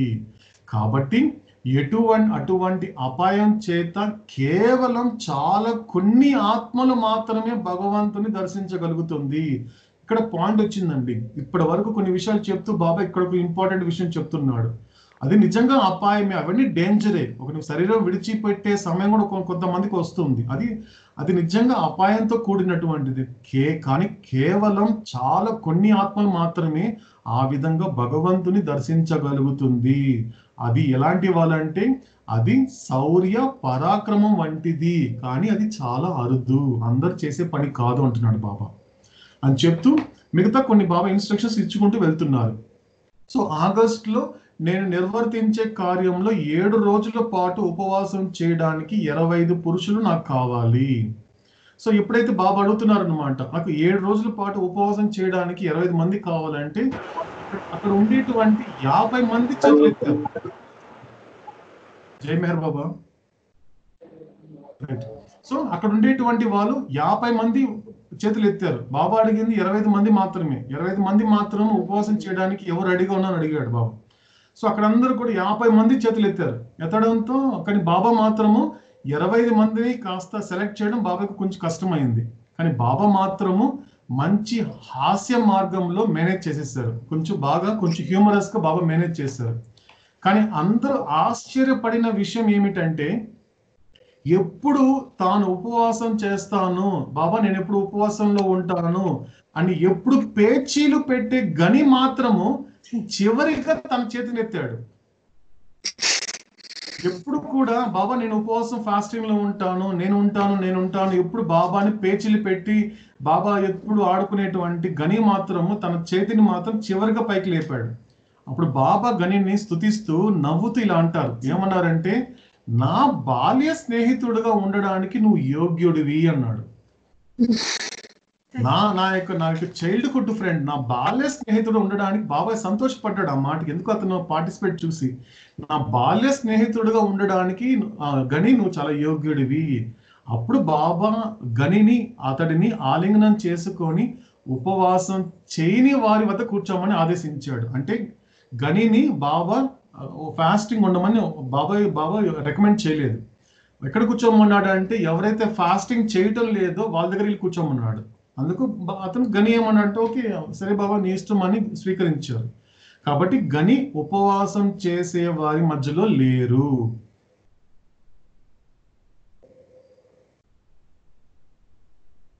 సో ఈ విధంగా 15 నుండి 20 మందిని బాబా ఆలింగనం చేసుకున్న తర్వాత వారిని ఉపవాసం చేయవలసిన అవసరం లేదని బాబా చెప్పేశారు. కొంతమంది సెలెక్ట్ చేసేసి మీరు ఉపవాసం చేయాల్సిన అవసరం లేదు, మీరు అలా ఉండాలని చెప్పాడు. అయినప్పటికీ వారి అర్పణ మరియు సంసిద్ధ పట్ల బాబా తన సంతోషాన్ని వ్యక్తం చేశారు. జోకులు మళ్ళీ హాస్యం మధ్య 25 మంది వ్యక్తులను బాబా ఎంపిక చేసి వారికి ఈ విధంగా ఆదేశాలు అందించారు. సో మీ ప్రదేశాల నుండి జూలై 25 నుండి ఉపవాసం ఆరంభించండి. 31వ తేదీ మెహరాబాద్కి రండి. ఆగస్టు 1వ తేదీన పాలన తీసుకొని నా సమక్షంలో ఉపవాసమును విరమించండి. నేనే స్వయంగా మీకు పాలన అందిస్తాను. ఇప్పుడు మనము రేపటి కార్యక్రమం గురించి మాట్లాడుకుందాం. సో బాబా ఇప్పుడు మళ్ళీ పాయింట్కి వచ్చేసారు. ఇప్పుడు ప్రస్తుతం ప్రయాణాన్ని గురించి. ఇప్పుడు మనము రేపటి కార్యక్రమం గురించి మాట్లాడుకుందాం. నన్ను మీరు పూర్తి హాస్యంతో చూసుంటారు. బాబా ఇప్పుడు నవ్వు, బాబా జోకులు వేస్తూ ఉంటే హ్యాపీగా ఒక రోజంతా జోకులే, ఏముండదు, హ్యాపీ నవ్వుతూ బాబా నువ్వు జోక్ చెప్పు అని బాబా పగలబడి నవ్వేవారు. యాక్చువల్లీ బాగా ఎంజాయ్ చేస్తారు బాబా హాస్యాన్ని. అలా చూసుంటారు నన్ను. ఎందుకంటే ఒకవేళ నేను మీ ప్లేస్లో ఉంటే నవ్వుతూ మరియు జోక్స్ వేస్తూ ఉంటే భగవంతుని ప్రేమిస్తుంటాను, కానీ శుష్కించుకోపోయినా మరి నీరసంగా ఉండేవాడిలా నేను ఉండను అన్నాడు. అంటే భగవంతుడు అంటే యాక్టివ్గా ఉండాలి, ఎప్పుడు యాక్టివ్గా ఉండాలి. మీలాగా ఏదైనా నీరసించిపోయిన వాళ్ళలాగా, లేకపోతే ఏదైనా జరిగిపోతే ఏదో అంటే అమ్మ అంటుంది మనతో ఏంటంటే, కొంతమంది మొహాలు చూస్తే ఆముదం తాగిన ఫేస్ లాగా ఉంటుంది అంటాడు. అలాంటి వాళ్ళు అంటే long faces, they are not for the spiritual path అంటాడు వివేకానంద కూడా. లాంగ్ ఫేసెస్ అంటారు వాళ్ళు. లాంగ్ ఫేసెస్ అంటే ఎప్పుడు చూసిన చిన్న వాటికే దిగులు పడిపోతూ శుష్కించుకొని నీరసం అయిపోతారు. చిన్న వాటికి ఏదైనా డిస్టర్బెన్స్ వచ్చింది అనుకోండి, వివేకానంద లాంగ్ ఫేసెస్ అంటాడు. అంటే ఆముదం తాగిన ఫేస్లు అంటాడు. అలాంటి వాళ్ళు ఆధ్యాత్మికత పనికి రారు అనేస్తాడు ఆయన.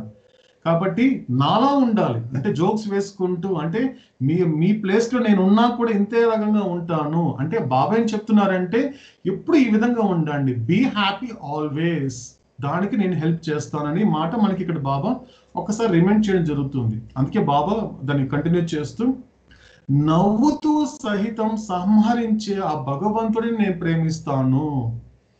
మనల్ని ఎలా సంహరిస్తాడు అంటే, భగవంతుడు మనల్ని ఎలా సంహరిస్తాడు అంటే, నవ్వుతూనే ఉంటాడు. అక్కడ భగవంతుడు ఎప్పుడు కూడా ఎక్స్ప్రెషన్ మారడం ఏముండదు, ఆయన ఎప్పుడు నవ్వుతూనే ఉంటాడు. ఎందుకంటే సత్తు చిత్తు ఆనంద స్వరూపుడైన భగవంతుడు కాబట్టి ఆయన ఎప్పుడు నవ్వుతూనే ఉంటాడు, ఆనందంలోనే ఉంటాడు. కానీ అటువంటి భగవంతుడు నేను ప్రేమిస్తాను అంటే, ఒకవేళ భగవంతుడు మీ జీవితమును స్వీకరించాలని భావిస్తే అది కూడా నవ్వుతూనే స్వీకరిస్తాడు. కాబట్టి భగవంతుడు శుష్కించుకుపోయే వాళ్ళలాగా నీరసంగా ఉండే వాళ్ళలాగా ఎప్పుడు ఉండడు అనేది కొంచెం మనకి ప్రిపేర్ చేస్తున్నారండి. అంటే మనకి చెప్తున్నాడు బాబా ఈ విషయాలన్నీ. ఇప్పుడు చెప్తూ రేపంతా మీ అందరికి చాలా బిజీ రోజు, చాలా బిజీగా ఉంటారు మీరు రేపంతా కూడా. ఎందుకంటే టైట్ షెడ్యూల్ వలన 17 మరియు 18 తేదీలు కూడా కష్టతరంగా ఉంటుంది.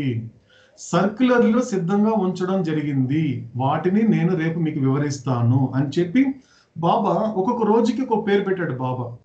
అంటే 16వ తేదీని మెహర్ రాజ్ కి రాత్ అంటే ప్రాధాన్యపు రాత్రి అని, 17వ తేదీని కట్లకి రాత్ అంటే బాధపు రాత్రిగాను, 18వ తేదీ కర్బాలా అనగా సంహారపు రాత్రిగాను, 19వ తేదీ భగవంతుడి వేడుక లేక విందు రాత్రిగాను ఉంటుంది అని బాబా దాని పేర్లు పెట్టాడు. దీని గురించి మరింత విశ్లేషణగా మనం ముందు తెలుసుకోబోతున్నాం.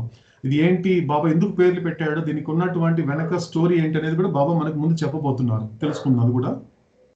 కాబట్టి ఇది వినడానికి చాలా తేలికగా ఉంటుంది, కానీ రేపు నేను మీకు వివరించినప్పుడు ఇది కష్టతరంగా అని మీరు తెలుసుకుంటారు. ఇప్పుడు వినడానికి మీకు బాగానే ఉంటుంది, కానీ రేపు నా ఎక్స్ప్లెనేషన్ స్టార్ట్ చేసినప్పుడు మీకు కాస్త కష్టం అనిపిస్తుంది. గుర్తుపెట్టుకోండి, ఫస్ట్ ఉంటుంది, కానీ బాబా మళ్ళీ ఇది రిపీట్ చేస్తున్నారు ఇక్కడ. మళ్ళీ స్పష్టంగానే తేలికగానే చెప్తాడని మనకి ఫస్ట్ లోనే మనకు బాబాయ్ చెప్పాడు. కాబట్టి మనం ఆ యొక్క భరోసాతో ఉంటాం. కష్టం అనిపిస్తుంది కానీ అది కష్టం కాదు. ఇక్కడ బాగా అబ్జర్వ్ చేయాల్సిన విషయం, మీకు కష్టంగా అనిపిస్తుంది కానీ అంటే బాబా చెప్పేది చాలా కష్టంగా ఉంది అనిపించడం అంటే మన మనసు సహకరించట్లే అక్కడ బాబా చెప్పేది, అందుకు కష్టం అనిపిస్తుంది. కానీ బాబా ఇప్పుడు అంటే మనసు మాట వినకుండా బాబా మాట కనుక వినగలిగితే మనసు ఎంత కష్టమైనప్పటికీ కూడా ఇది ఇష్టంగా మార్చుకుంటే మనసుకే కష్టం అవుతుంది తప్పించి మనకి కష్టం కాదనేది విషయం మనకు అర్థం కావాలి. అందుకు బాబా అంటున్నాడు. కాబట్టి మౌనం, ఏకాంతం మరియు ధ్యానం గురించి రేపు నేను మీకు వివరిస్తాను. కాబట్టి ఇక్కడ అందరూ వెళ్ళడానికన్నా ముందు అంటే డిస్పర్స్ అయిపోతున్నారు అందరూ. ఆ రోజు అయిపోయింది, ఆ రోజు సెషన్ అయిపోయింది. వెళ్ళిపోతున్నప్పుడు బాబా తెలిపిన ఆదేశాల సర్క్యులర్ అందరి చేతికి అందించబడింది. ఆ ఆదేశాలు ఏంటంటే, ఈ క్రింది ఆదేశాలు మీరు హృదయపూర్వకంగా పాటించగలిగితే, ఇప్పుడు బాబా చెప్పబోతున్నాడు కొన్ని ఆదేశాలు, చాలా బ్యూటిఫుల్ గా ఉండే ఒక ఆదేశాలు ఉన్నాయి. అది కేవలం మన డివైన్ థీమ్కే కాకుండా మన నిత్య జీవితంలో కూడా ఆచరించదగినటువంటి కొన్ని ఆదేశాలు ఇవ్వబోతున్నాడు బాబా. కానీ ఇక్కడ చూడండి, ఈ లైన్ చూడండి, ఈ క్రింది ఆదేశాలు అనేవి మీరు హృదయపూర్వకంగా పాటించగలిగితే ప్రపంచమును ఆధ్యాత్మికం చేసే కార్యంలో సహాయం చేయడానికి మిమ్మల్ని అనుమతిస్తాను అన్నాడు. నేను ప్రపంచానంతా స్పిరిచువలైజ్ చేయాలనుకుంటున్నాను, స్పిరిచువలైజ్ చేసేస్తున్నాను, స్టార్ట్ చేసి నా కార్యం జరుగుతోంది. కానీ అటువంటి కార్యంలో మీరు నాకు సహాయం చేయడానికి మీకు పర్మిషన్ ఇస్తాను అంటున్నాడు. ఇది జన్మ పరమార్థం అంటే ఇది జన్మ అంటే లోకానికి మనం తోడ్పడడం కాకుండా భగవంతుడికి కూడా మనము సహాయపడేలాగా మనల్ని అనుమతిస్తాడంటే ఈ జన్మకి సార్థకత అంటే దీని నుంచి ఏమి ఉండదు. ఈ మాట నేను మళ్ళీ రిపీట్ చేస్తాను చూడండి. ఈ క్రింది ఆదేశాలు అనేవి మీరు హృదయపూర్వకంగా పాటించగలిగితే ప్రపంచమును ఆధ్యాత్మికం చేసే నా కార్యంలో సహాయం చేయడానికి మిమ్మల్ని అనుమతిస్తాను. కాబట్టి ఈ ఆదేశాలు అనేవి మీరు చదివి విని మర్చిపోయే స్థాపించబడిన ప్రబోధాలుగా తీసుకోకూడదు అన్నాడు. ఇది చాలా ఇంపార్టెంట్. ఏదో కొన్ని రిలీజియన్స్ లో చెప్పినటువంటిది ఎక్కడో చోట కొంతమంది కొన్ని చెప్తూ ఉంటారు కొన్ని విషయాలు, ఓహో ఇది అది అని చెప్తూ ఉంటారు. అది ఎంత తేలిగ్గా తీసుకుంటారో సాధారణంగా అంటే ఊరికి చదువుతారు, వింటారు, మళ్ళీ మర్చిపోతారు. కానీ బాబా అంటున్నాడు కానీ అలాంటిది కాదు, ఇది గుర్తుపెట్టుకోండి. వాళ్ళు చెప్పేటువంటి అలాంటి ఆదేశాలతో దీన్ని కంపేర్ చేయకండి, ఇది అలా ఉండదు. కాబట్టి మత విషయ బోధన నిమిత్తం కోసమే తత్వపు నినాదంలో వీటిని అర్థం చేసుకోకూడదు. కాబట్టి ఈ మతం గుర్తుపెట్టుకో, ఇది ఫిలాసఫీ లాగా ఉంది, మత విషయ బోధ నిమిత్తం కోసమే చేసి తేలికైన తత్వకు ఉంటుంది. సో మీరు తేలిక తీసుకోవడానికి లేదు. కాబట్టి ఇది బాబా దానికి చెప్పడానికన్నా ముందే బాబా మనకి కొన్ని ఇన్స్ట్రక్షన్స్ ఇవ్వడం జరిగింది ఇలా. కాబట్టి ఇది ఏంటి అనేది ఒక చిన్న బ్రేక్ తీసుకుందామండి. బ్రేక్ తీసుకొని నెక్స్ట్ సెకండ్ సెషన్ లో నేను కంటిన్యూ చేస్తానండి. అవతార్ మెహర్ బాబా కీ జై. ఇప్పుడు బాబా వినిపిస్తుంది అందరికీ? దీన్ని బ్రేక్ అయిపోతుంది.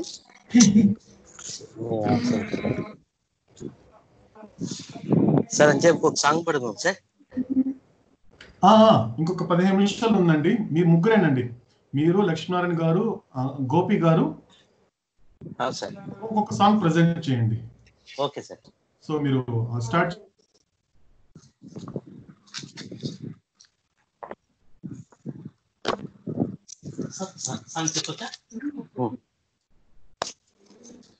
అవతార్ మెహర్ బాబా కీ జై. ఇదిగో దేవా నా జీవితం, ఆపాదమస్తకం నీకంకితం. ఇదిగో దేవా నా జీవితం, ఆపాదమస్తకం నీకంకితము. శరణం నీ చరణం, శరణం నీ చరణం, శరణం నీ చరణం, శరణం నీ చరణం. ఇదిగో దేవా నా జీవితం, ఆపాదమస్తకం నీకంకితం. పలుమార్లు వైదొలిగినాను పరలోక దర్శనము నుండి, విలువైన నీ దివ్య పిలుపుకు నే తగినట్లు జీవించనైతి. అయినా నీ ప్రేమతో నన్ను దరిచేర్చినావు, అందుకే గైకొనుము దేవా ఈ నా శేష జీవితం. శరణం నీ చరణం, శరణం నీ చరణం, శరణం నీ చరణం, శరణం నీ చరణం. ఇదిగో దేవా నా జీవితం, ఆపాదమస్తకం నీకంకితం. నీ పాదముల చెంత చేరి నీ చిత్తంబునే నెరుగా నేర్పు, నీ హృదయ భారం బునొసగి ప్రార్థించ పని చేయనిమ్ము. ఆగిపోక సాగిపోని ప్రియ సుతినిగ పని చేయనిమ్ము. ప్రతి చోట నీ సాక్షిగా ప్రభువా నన్నుండనిమ్ము. శరణం నీ చరణం, శరణం నీ చరణం, శరణం నీ చరణం, శరణం నీ చరణం. ఇదిగో దేవా నా జీవితం, ఆపాదమస్తకం నీకంకితం. ఇదిగో దేవా నా జీవితం, ఆపాదమస్తకం నీకంకితం. విస్తార పంట పొలము నుండి కష్టించి పని చేయనేకు కన్నీటితో వీచు మనసు కలకాలం మరి నాకు నొసగు క్షేమకామ కాలమైనా నిన్ను ఘనపరుచు బ్రతుకు నిమ్మయ్యా నశించు ఆత్మ ధైర్యేర్చు కృప నిమ్మయ్యా శరణం నీ శరణం నీ శరణం శరణం నీ శరణం శరణం నీ ఇదిగో దేవా నా జీవితం ఆపాదమస్తకం నీకంకితం ఇదిగో దేవా నా జీవితం ఆపాదమస్తకం నీకంకితం శరణం నీ శరణం శరణం నీ శరణం ఇదిగో దేవా నా జీవితం ఆపాదమస్తకం నీకంకితం ఆపాదమస్తకం నీకంకితం ఆపాదమస్తకం నీకంకితం అవతార్ మెహర్ బాబా జై మెహర్ బాబా. గోపి గారు ఒక సాంగ్ ప్రజెంట్ చేయండి. జై బాబా వినిపిస్తుంది హరి? వినిపిస్తుందండి. జై బాబా. అవతార్ మెహర్ బాబా కి జై. కోటి దేవతలు కొలువై కోరికేమిటంటే మెహర్ చరణ సేవ అంటాను అదేనా జన్మ కోటి దేవతలు కొలువై వచ్చి కోరికేమిటంటే చరణ సేవ అంటాను అదేనా జన్మ చేయమంటాను ఆరాధనలో అర్థమేమిటో అవతారునితో బంధమేమిటో ఆరాధనలో అర్థమేమిటో అవతారునితో బంధమేమిటో అవగతమాయను అందునకు అవగతమాయను అందునకు అన్యము నాకింక ఎందులకు కోటి దేవతలు కొలువై వచ్చి కోరికేమిటంటే మెహర్ చరణ సేవ అంటాను అదేనా జన్మ చేయమంటాను దేవుని కోసం వెదుకులాటలో మార్గము తప్పిన బాటసారికి దేవుని కోసం వెదుకులాటలో మార్గము తప్పిన బాటసారికి బాటను చూపెను భ్రమబాపి బాటను చూపెను భ్రమబాపి బాసటగా నిలిచే ప్రేమించి కోటి దేవతలు కొలువై వచ్చి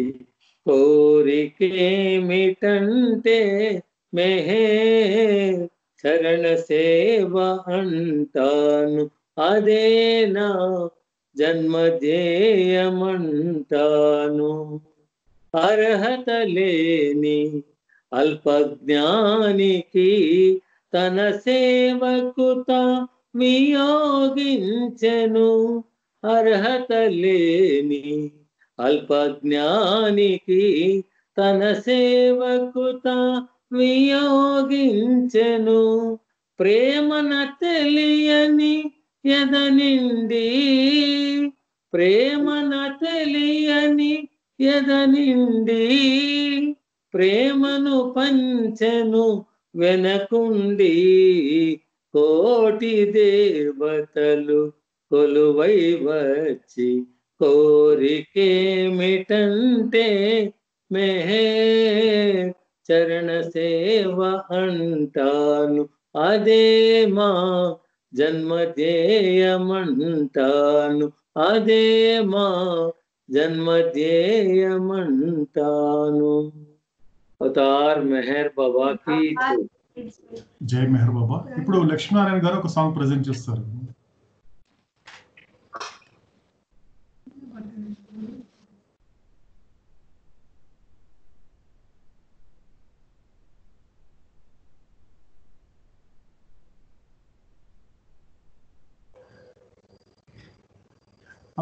మీరు మీరు ఆడియో ఆఫ్ చేసుకున్నారు, మీరు ఆడియో మ్యూట్ లో పెట్టుకున్నారు.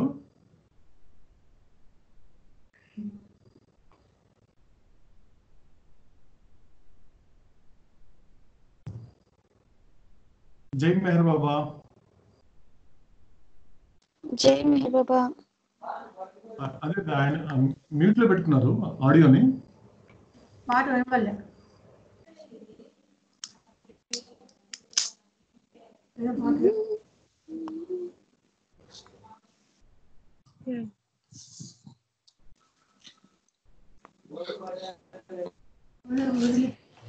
లేదు సార్, మ్యూట్ లో పెట్టుకున్నాను సార్. మ్యూట్ లో పెట్టుకున్నారు. అవును సార్. ఓకే, మనకు వినపడిపోయినా బాగా వినిపిస్తుంది కదా. అవును సార్.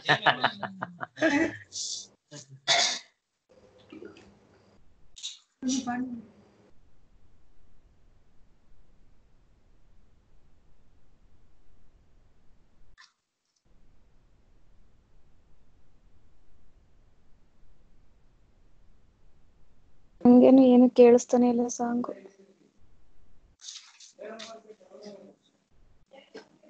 ಏನ್ ಕಟ್ಟಾಗೋಯ್ತು ನೆಟ್ ಆಗೋಯ್ತು ಒಂದು ಗೊತ್ತಿಲ್ಲ.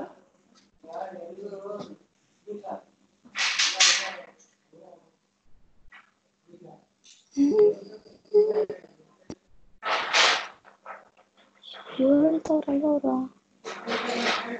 ಎಸ್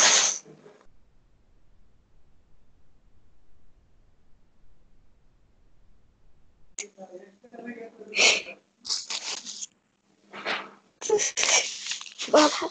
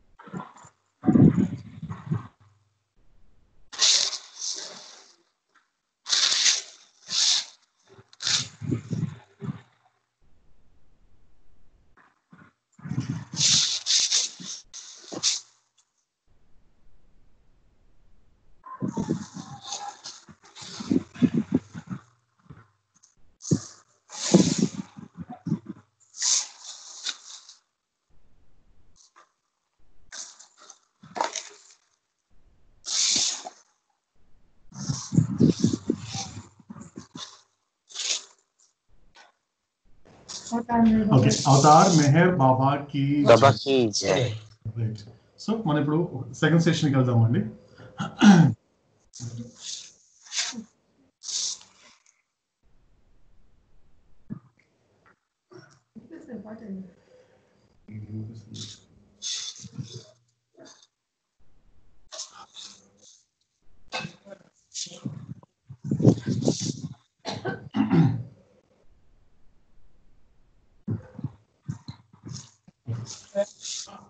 అందరికి కనిపిస్తుంది కదండి? Good good, okay. కనపడిస్తుంది sir. Okay good. Avatar Meher బాబాకి.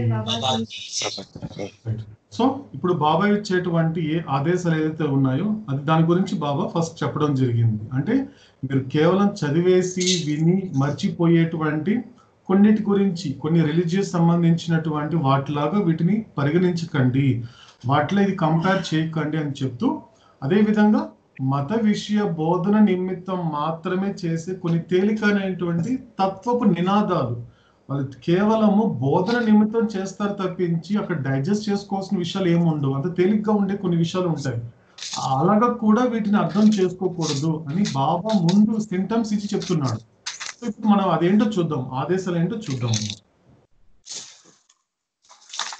సో ఇక్కడ మనకు కనిపించేటువంటి నాలుగింటి గురించి బాబా ఎక్స్ప్లెయిన్ చేస్తున్నారు ఇక్కడ.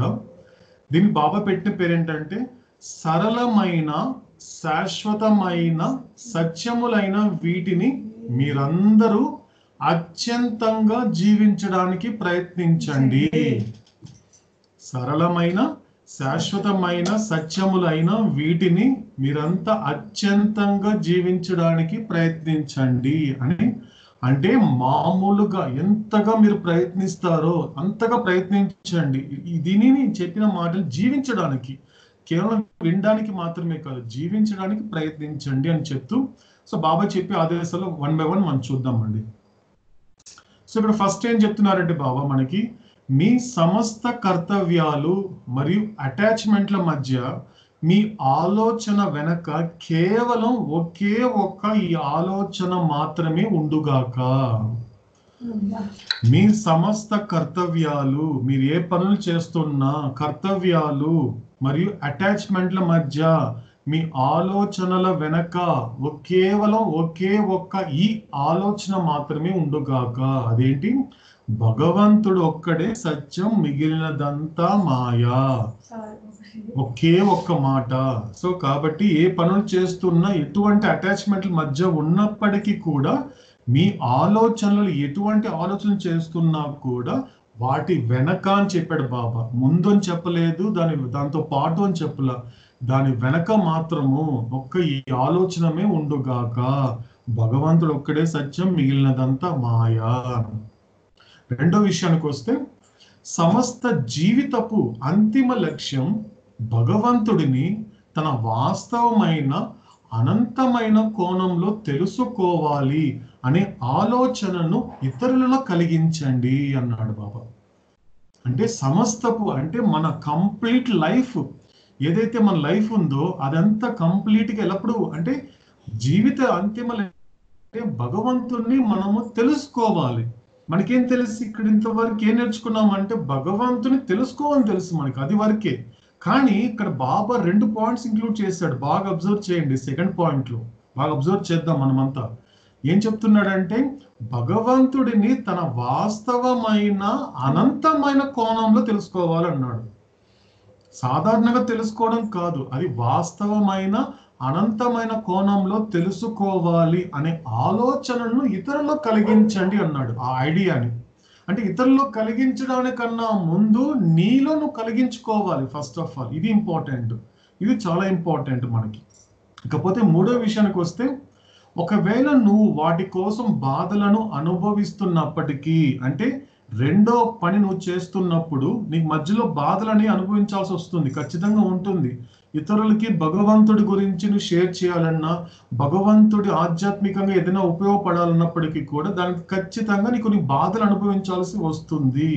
అందుకే బాబు కంటిన్యూషన్ ఎక్స్ప్లెయిన్ చేస్తున్నారు 3rd పాయింట్ లో.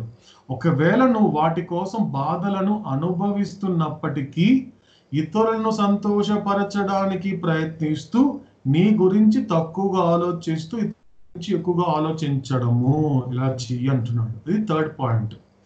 ఇకపోతే 4వ పాయింట్కి వస్తే, భగవంతుడి సంకల్పమును గుర్తించడం అనేది నీకు సంబంధించిన వాటిని ఫిర్యాదు చేయడం అని అర్థం కాదు అనేది మీకు మీరుగా నేర్చుకొని ఇతరులకి నేర్పడం.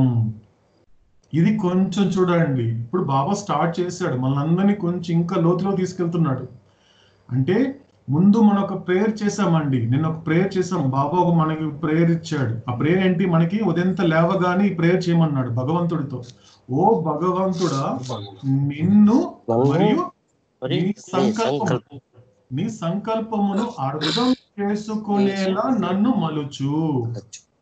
అంటే ఇక్కడ ఏం చెప్తున్నా, ఇక్కడ చూడండి 4th పాయింట్ మళ్ళీ కనెక్ట్ అయింది. ఇక్కడ మనకి సంకల్పం అంటే భగవంతుడి సంకల్పం గుర్తించడం అంటే ఏంటంటే, నువ్వు పడే బాధలు ఏదైతే ఉన్నాయో, నీకు సంబంధించినటువంటి ఇబ్బందులు ఏదైతే ఉన్నాయో, దానికి సంబంధించినటువంటి కంప్లైంట్ చేయాలని అర్థం కాదు అంటున్నాడు బాబా.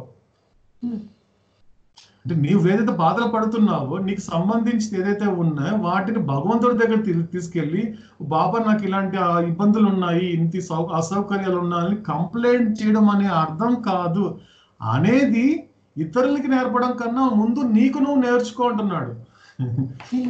ముందు నీకు నువ్వుగా నేర్చుకొని ఇతరులకు నేర్పు అన్నాడు. ఖచ్చితంగా ఫస్ట్ నువ్వు నేర్చుకో. అంటే భగవంతుని గుర్తించడమో సంకల్పం గుర్తించడం అనేది కంప్లైంట్ చేయడం అనేది మీనింగ్ కాదు. కాబట్టి మనసుని నియంత్రించడం అంటే దురదృష్టములకు కలత చెందకుండా ఉండడమే.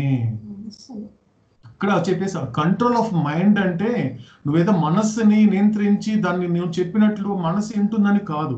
అందుకే బాబా ఒక లైన్ చెప్పేశాడు, మనసుని నియంత్రించడం అంటే దురదృష్టములకు కలత చెందకుండా ఉండడమే.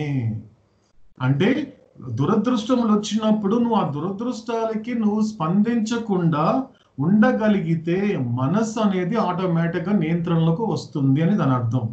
ఎందుకంటే నువ్వు దురదృష్టములకి స్పందిస్తున్నంత వరకు నీకు ఏమున్నా లేకపోయినా కలత మాత్రం ఉంటుంది అని అర్థం. ఇక ఈ లైన్ బట్టి మనం అర్థం చేసుకోవాల్సిన విషయం, ఆ వర్రీ అనేది మాత్రం ఉంటుంది.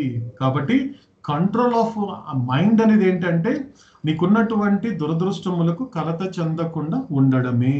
కాబట్టి అందరినీ ఒకే ఒక్క భగవంతుడి బిడ్డలుగా ప్రేమించడం అంటే అందరూ ఒకే భగవంతుడి బిడ్డలే కదా, వాళ్ళందరినీ ప్రేమించడం అంటే బాబా ఎక్స్ప్లెయిన్ చేస్తున్నారు. అంటే మీనింగ్ ఏంటంటే ఎవరి పట్ల అసూయ చెందకుండా, ఎవరి ఫీలింగ్స్ ను గాయపరచకుండా ఉండడమే వాటి అర్థం. నువ్వేదో గొప్ప గొప్ప పనులు చేయాల్సిన అవసరం లేదు. అంటే ఈ 2 చేస్తే చాలు. అప్పుడు ఒక్క భగవంతుడి బిడ్డలుగా ప్రేమించడం అంటే ఎవరి పట్ల నువ్వు అసూయ చెందకుండా, ఎవరి ఫీలింగ్స్ ని గాయపరచకుండా ఉండడమే వాటి అర్థం అని బాబా చెప్పేస్తాడు క్లియర్గా. సో ఇది చెప్పడం జరిగింది. కానీ నేను వ్యక్తిగతంగా ఈ విషయాల గురించి బాబా నాతో మాట్లాడుతున్నప్పుడు నాకు ముఖ్యంగా ఈ 2వ విషయం మీద కొద్దిగా తెలుసుకోవాలనేటువంటి నేను బాబాని కోరుకున్నప్పుడు, ఆ 2వ విషయం ఏదైతే ఉన్నాయో, సమస్త జీవితపు అంతిమ లక్ష్యము భగవంతుడిని తన వాస్తవమైన అనంత కోలను తెలుసుకోవాలనే ఆలోచన ఇతరుల్లో కలిగించండి అన్నాడు. అంటే ఫస్ట్ నాలో నేను కలిగించుకొని నేను ఇతరుల్లో కలిగించే అవకాశం ఇస్తే, ఒకవేళ ఆ యోగ్యత ఇస్తే, ఆ ఎలిజిబిలిటీ ఇస్తే నేను ఆ పని చేయాలనేది బాబా యొక్క సంకల్పము. కాబట్టి దాని గురించి మరింతగా తెలుసుకోవాలనేటువంటి ఒక కోరిక కలిగింది నాలో. ఏం తెలుసుకుందాం, అలా తెలుసుకునే ప్రయత్నంలో ఏం జరిగింది, బాబా నాకేం చెప్పాడు అనేది చూద్దాం. సో నేను ఇప్పుడు చూసుకుంటున్నప్పుడు మనకి మన కుటుంబ సభ్యుడైనటువంటి భగవాన్ శ్రీ రమణ మహర్షి చెప్పిన మాట నాకు వెంటనే గుర్తొచ్చింది. రమణ మహర్షి బాబాయ్ అంటే పైన చెప్పినటువంటి దాని ఇంగ్లీష్లో బాబా చెప్పినటువంటి విషయం అది, infuse into others the goal of all life is to know God in his true and infinite aspect. ఇప్పుడు చెప్పడం జరిగింది. దీనికి కనెక్ట్ అయిన పాయింట్ మనకి భగవాన్ శ్రీ రమణ మహర్షి మన కుటుంబ సభ్యుడు అయినటువంటి మన బాబాయ్ చెప్పిన మాట ఏంటంటే, అక్కడ ఆయన చెప్పిన మాట అంటే సద్విద్య అనేటువంటి ఒక పుస్తకంలో ఈయన మనకి బాబాయ్ చెప్పిన విషయమే ఇప్పుడు నేను మీతో షేర్ చేసుకుంటాను. అంటే ఏంటి, ఇప్పుడు నేను ఎలా అర్థం చేసుకోవాలి? ఫర్ ఎగ్జాంపుల్ నా కళ్ళ ముందు నా ప్రియతముడు కనబడుతున్నాడు, అవతార్ మెహర్ బాబా కనబడుతున్నాడు. ఇక్కడ బాబా ఏం చెప్తున్నాడు? తనని అంటే భగవంతుని అంటే ఇప్పుడు నేను ఎలా తీసుకోవాలి రెండో పాయింట్ అంటే నా జీవిత సమస్త జీవితపు అంతిమ లక్ష్యము అవతార్ మెహర్ బాబాని. ఈ పాయింట్ బాగా అబ్జర్వ్ చేయాలి మీరు. మనమంతా కొంచెం ఫోకస్ చేద్దాము, కొంచెం అటెన్షన్ పే చేద్దాము ఇప్పుడు మన ఈ యొక్క మాటల్లో. అంటే ఇప్పుడు నేను ఒక వ్యక్తిగతంగా తీసుకుంటున్నాను ఈ రెండో పాయింట్ని. అంటే నా సమస్త జీవితపు అంతిమ లక్ష్యము అవతార్ మెహర్ బాబాని తన వాస్తవమైన అనంతమైన కోణంలో తెలుసుకోవాలి అనే ఆలోచనని అనే ఐడియాని నాలో కలిగించుకోవాలి. మొట్టమొదట ఇతరులు పక్కన పెడతాము, తర్వాత ఫస్ట్ నాలోకి సంబంధించింది.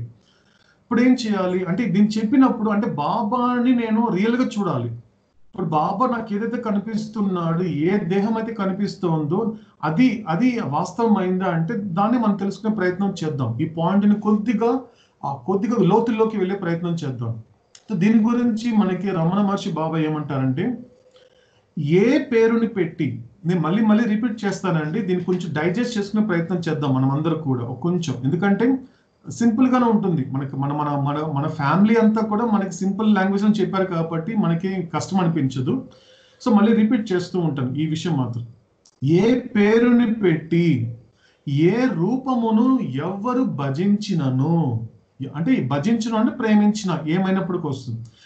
ఏ పేరుని పెట్టి ఏ రూపమును ఎవరు భజించినను అది ఆ నామ రూపరహిత పరిపూర్ణ వస్తు దర్శనమునకు దారి అయినను ఆ సద్వస్తు తత్వమున తన యథార్థమును తెలుసుకొని శాంతి పొంది తన్మయమగుటయే సత్య దర్శనము అన్నాడు.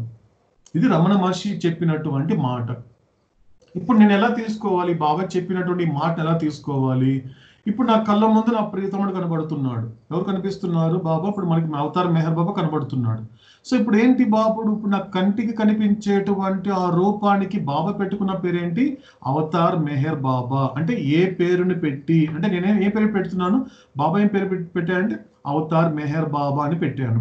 మెహర్ బాబా. ఏ రూపం కనిపిస్తోంది నాకు అంటే ఒక కళ్ళ ఎదురుగున్న ఒక పురుష రూపం కనిపిస్తోంది. సో ఈ అడుగుల వ్యక్తి, సో ఇంత అందంగా కనబడుతున్నాడు. ఈ రూపం నేను భజిస్తున్నాను ఆయన్ని. కానీ భజిస్తున్నప్పటికీ ప్రేమిస్తున్నప్పటికీ కానీ ఈ ప్రేమించడము అనేటువంటిది ఎక్కడికి తీసుకెళ్లాలంటే, కానీ నాకు బాబా ఏ నామం అయితే వినిపిస్తోందో, ఏ రూపం అయితే కనిపిస్తోందో వీటికి రహితంగా ఉండే విధమైనటువంటి అక్కడికి నేను వెళ్ళగలగాలి. ఇప్పుడు నేను బాబాని ప్రేమిస్తున్నాను అంటే ఈ నామం అనేటువంటిది లేని దగ్గర నుండి బాబా నామం తీసుకున్నాడు. రూపం లేనటువంటి వాడు రూపం తీసుకున్నాడు. అంటే ఇక్కడ ఒక పరిపూర్ణ వస్తు దర్శనానికి మనకి దారి తీయాలి. బాబాని ప్రేమించడం, బాబా యొక్క ముందు చెప్పినట్లు విధంగా ఒకటి వాస్తవమైన అనంతమైన కోణంలో తెలుసుకునే ప్రయత్నంలో భాగంగా ఇవన్నీ జరుగుతాయి మనకి. అంటే బాబాకి నామం లేదు కానీ నామం పెట్టుకున్నాడు. బాబాకి రూపం లేదు కానీ రూపంతో వచ్చాడు, మన కళ్ళ ముందుకు వచ్చాడు. అంటే నిజానికి బాబా నామ రూపరహితుడు. ఆయనకి భగవంతుడికి ఎటువంటి నామం లేదు, ఎటువంటి రూపం లేదు. అంటే ఆ రహితమైన పరిపూర్ణ వస్తువు ఆయన ఎవరంటే ఆయన పరిపూర్ణుడు, ఒక పర్ఫెక్షన్. అంటే ఆ పరిపూర్ణతకి ఏ రూపం కానీ నామం అవసరం లేదు. అదే విధంగా నువ్వు ఏ పేరును పెట్టి ఏ రూపం ఎవరిని ప్రేమిస్తున్నా కూడా ఎప్పటికైనా నువ్వు ఆ రహితమైన స్థితికి నువ్వు వెళ్ళగలిగితే అప్పుడు ఆ సద్వస్తువు అంటే మెహర్ బాబాని నేను ఎటువంటి రూపం లేనివాడు, ఎటువంటి నామం లేనివాడు అనే తత్వమునికి నేను వెళ్ళాలి. ఆ తత్వముకి వెళ్ళినప్పుడు అంటే సముద్రం దగ్గరికి వెళ్ళి ఇక్కడ ఏం చెప్తున్నాడు? ఆ సద్వస్తు తత్వమున తన యథార్థము తెలుసుకొని, అంటే సముద్రం దగ్గరికి వెళ్ళి నేను ఇక్కడి నుంచే వచ్చాను, అరే నేను బిందువుని కదా, నేను ఇక్కడి నుంచే వచ్చింది అంటే నా కేర్ ఆఫ్ అడ్రస్ ఏంటి? ప్రపంచం కాదు, నా సముద్రమే నా కేర్ ఆఫ్ అడ్రస్. అంటే బిందువు అయినటువంటి నేను ఆ తత్వం తెలుసుకునే క్రమంలో సముద్రం దగ్గరికి వెళ్ళినప్పుడు అందులో నా యథార్థాన్ని తెలుసుకుంటున్నాను. ఆ సద్వస్తు తత్వం అంటే ఏంటి? ఇది సముద్రం, గుర్తుపెట్టుకోండి. జస్ట్ ఆ సద్వస్తు తత్వం అంటే సముద్రంతో మనం పోల్చుకోవచ్చు. సో అంటే ఒక సముద్రం దగ్గరికి వెళ్ళి నా యథార్థం తెలుసుకుంటున్నాను. ఏం తెలుసుకుంటున్నాను?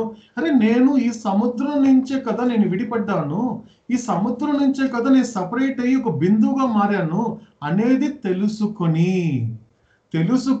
అప్పుడు శాంతి పొంది, అంటే ఇంతవరకు శాంతంగా ఉండాలి, ప్రశాంతంగా ఉండాలి, ఎప్పుడు ఎటువంటి మనకి బాధలు లేకుండా శాంతంగా ఉండాలి అంటున్నాం కదా. ఆ శాంతి ఎప్పుడు వస్తుందంటే ఆ యథార్థం తెలుసుకున్నప్పుడే నీకు శాంతి వస్తుంది అంటున్నాడు మనకి భగవాన్ శ్రీ రమణ మహర్షి. శాంతి పొంది తన్మయ మగుటే సత్య దర్శనము. అదే నువ్వు భగవంతుణ్ణి దర్శించడం అంటే అది ఎలా ఉంటుందో తెలుసా? తన్మయత్వము. బాబా దాన్ని ఎక్స్టాసీ అంటాడు. ఎక్స్టాసీ అంటే ఒక తన్మయం అయిపోతావు, నిన్ను నువ్వు మైమర్చిపోతావు. ఇక నీకు చుట్టూ ఒక ప్రపంచం ఉందని నీకు తెలియదు, నీ చుట్టుపక్కల జనాలు ఉన్నారనే తెలియదు, అసలు నువ్వు ఉన్నావనే తెలియదు. నువ్వు ఉన్నావనేటువంటి నిన్ను నువ్వు మైమర్చిపోయేటువంటి తన్మయగానికి వెళ్ళిపోతావు. అది బాబా ఎక్స్టాసీ అంటారు దాన్ని పూర్తి ఒక ఎక్స్టాసీకి వెళ్ళిపోతావు. అలా నువ్వు వెళ్ళగలగడమే సత్య దర్శనము. అంటే బాబాని మనం ఎలా దర్శించాలి, ఎలా తెలుసుకోవాలంటే బాబా యొక్క వాస్తవమైన అనంతమైన కోణంలో మనం తెలుసుకోవాలి. అది ఇక్కడ బాబా చెప్పేటువంటి విషయము. నేను మళ్ళీ రిపీట్ చేస్తాను భగవాన్ శ్రీ రమణ మహర్షి చెప్పిన మాట. ఏ పేరుని పెట్టి ఏ రూపమును ఎవరు భజించినను అది ఆ నామ రూప రహిత పరిపూర్ణ వస్తు దర్శనమునకు దారి అయినను ఆ సత్వస్తు తత్వమున తన యథార్థము తెలుసుకొని శాంతి పొంది తన్మయమగుటయే సత్య దర్శనము. ఇది మనము బాబాని, మన ప్రియతమని ఎలా తెలుసుకోవాలంటే ఇలా తెలుసుకోవాలనేది మనకి రమణ మహర్షి బాబాయ్ కూడా చెప్పడం జరిగింది. ఇప్పుడు కొద్దిగా ముందుకెళ్తాము. ఇప్పుడు మన ప్రియతముడి దగ్గరకు వద్దాం. బాబా తన శరీరం గురించి 2 రకాల స్టేట్మెంట్లు ఇచ్చాడు. మీరు చూస్తే మీకు స్క్రీన్ మీద కనిపిస్తుంది. 2 రకాల స్టేట్మెంట్స్ బాబా ఇవ్వడం జరిగింది. అంటే ఫస్ట్ బాబా ఏం చెప్పాడు? దిస్ బాడీ ఈస్ నాట్ మీ. రెండోది ఐఎమ్ నాట్ దిస్ బాడీ. 2 రకాల స్టేట్మెంట్స్ ఇచ్చాడు బాబా. అంటే ఈ శరీరము నేను కాను, అదే విధంగా నేను ఈ శరీరమును కాను అని దీన్ని బాబా చెప్తాడు. అంటే you do not see me as I really yam.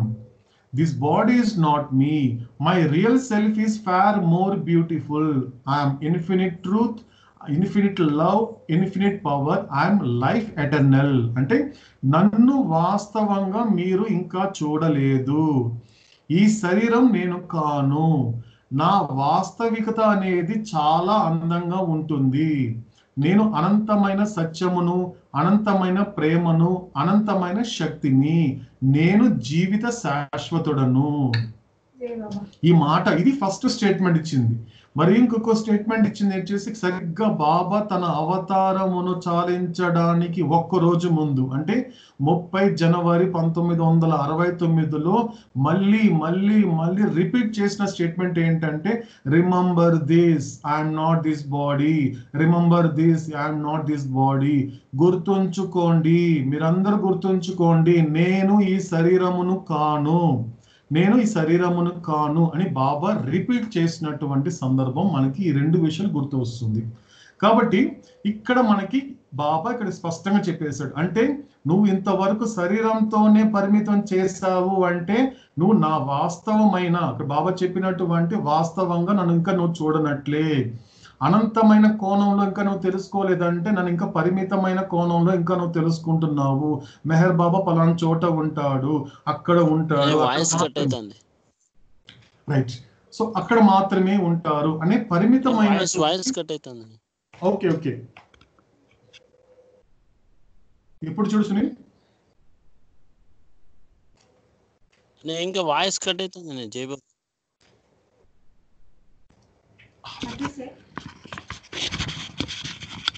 లేదు, నీ నెట్వర్క్ చూసుకో. ఇక్కడ ఏమో వినిపిస్తుంది. ఇప్పుడు వాయిస్ కట్ కాలే. వాయిస్ కట్ అయింది జయబాబు అనే వాయిస్ కట్ కాలేదు. ఓకే సరే, వాయిస్ కట్ కాలేదనే. ఓకే గుడ్ సరే సార్. సో కాబట్టి అంటే ఇక్కడ బాబాని మనం ఎలా చూస్తున్నామంటే వాస్తవంగా అనంతమైన వాటిలా చూడటం లేదు. కాబట్టి బాబా మనకి ఈ విధమైనటువంటి ఒక అవగాహన ఇవ్వడం జరిగింది. కాబట్టి ఈ 4 పాయింట్లో మనం తెలుసుకోవాల్సినటువంటి ఫోకస్ చేయాల్సిన పాయింట్, మరింత లోతులో తెలుసుకోవాల్సిన పాయింట్ మాత్రము ఈ సెకండ్ అండి. సో ఇది మనకి బాబా చెప్పినటువంటి వాయిస్ కట్ అవుతాను జయబాబు, వాయిస్ కట్ అవుతాను. కంప్లీట్ అయింది. Okay okay. సో మిగతా విషయాలు మనము రేపటి సెషన్లో మనం కంటిన్యూ చేద్దామండి. అవతార్ మెహర్ బాబా కీ జై.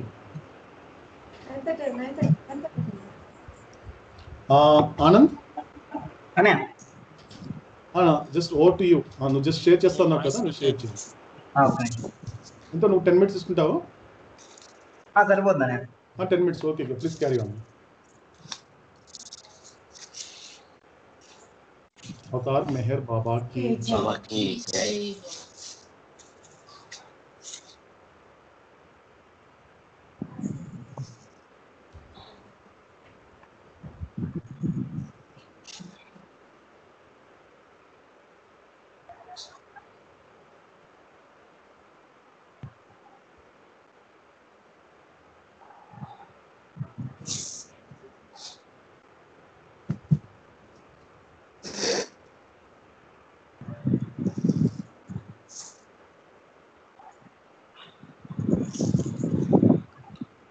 Yes, sir.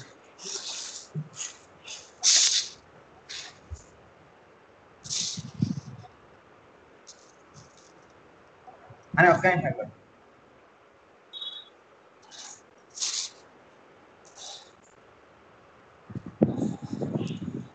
Okay, it's okay, Anand. Can take your own time. బాబా అంతే.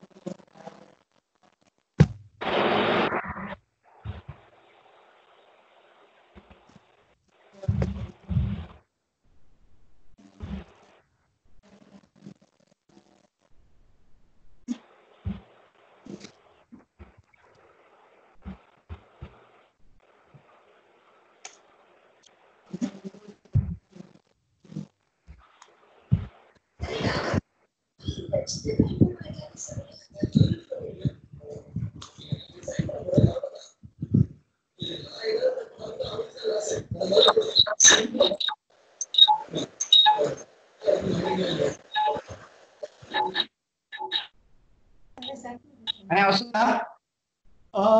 వస్తుంది.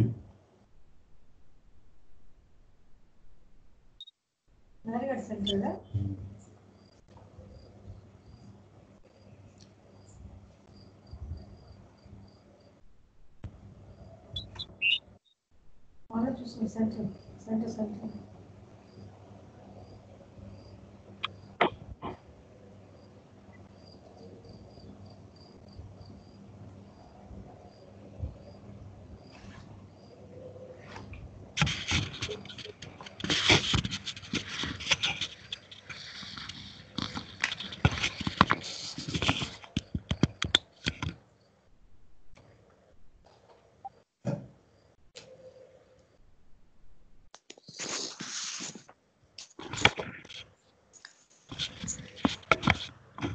అన్నీ కనిపిస్తుంది.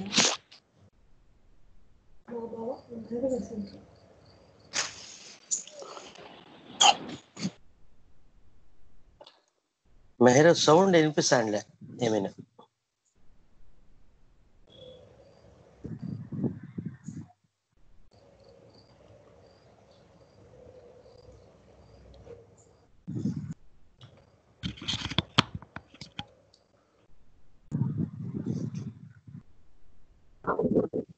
స్ట్రక్ అవుతుంది.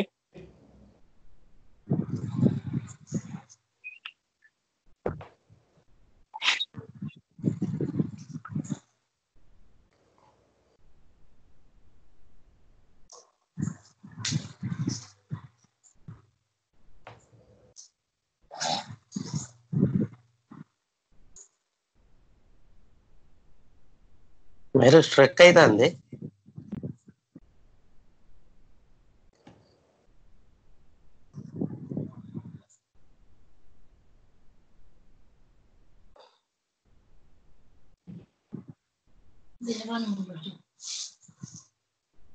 దేవా జయ మెహర్ బాబా. జయ మెహర్ బాబా పెద్దయ్య. స్ట్రక్ అవుతుంది. 2 minutes నేను అప్లోడ్ చేస్తాను. నేను చేస్తాను చూడండి పెద్దయ్య. Okay okay okay.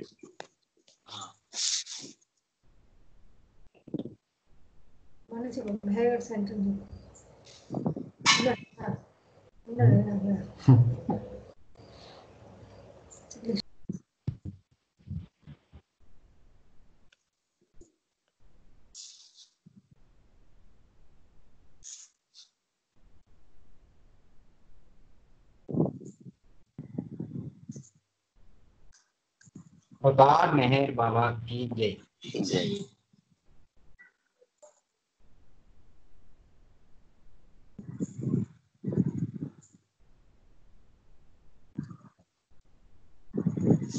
అయిపోయినా స్టార్ట్ అవుతుందా?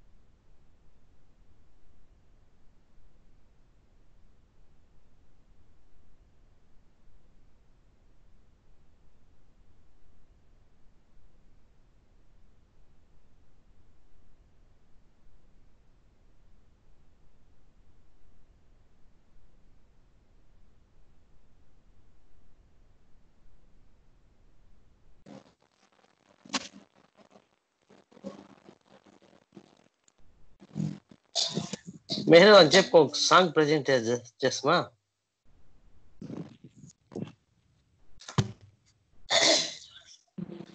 చేతన్ జై మేరో చేయండి ప్రెజెంట్ చేయండి. Okay sir. జై మేరో.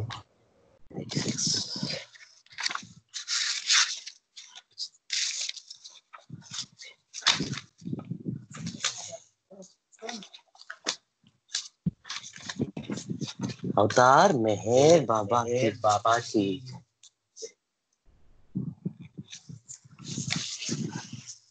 పేరు మెహరట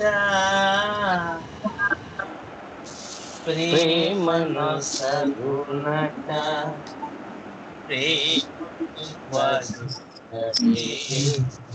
ఓ మనసా పేరు మెహరట ప్రేమను సగునట ప్రేమ వసుడటే ఓ మనసా ఏమి ప్రేమయో ఎంత ప్రేమయో ఏమి ప్రేమయో ఎంత ప్రేమయో వింతగున్నదే ఓ మనసా పేరు మేరట ప్రేమను సగునట ప్రేమకు వసుడటే ఓ మనసా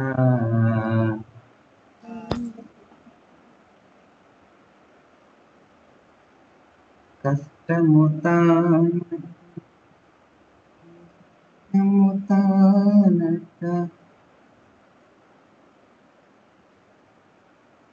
ఏమి వినిపిస్తాను లేదు.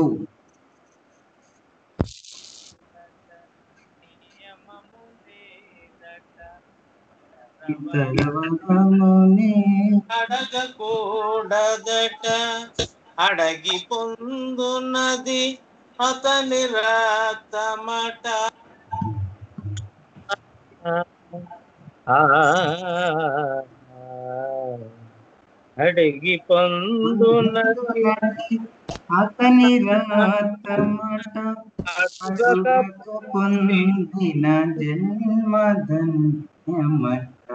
ఏమి ప్రేమయో ఎంత ప్రేమయో ఏమి ప్రేమయో ఎంత ప్రేమయో వింతగున్నది అష్ట సుఖాలు ద్వంద్వ గుణాలట ద్వంద్వాతీతుడు అనుతానట కష్ట సుఖాలు ద్వంద్వ గుణాలట ద్వంద్వాతీతుడు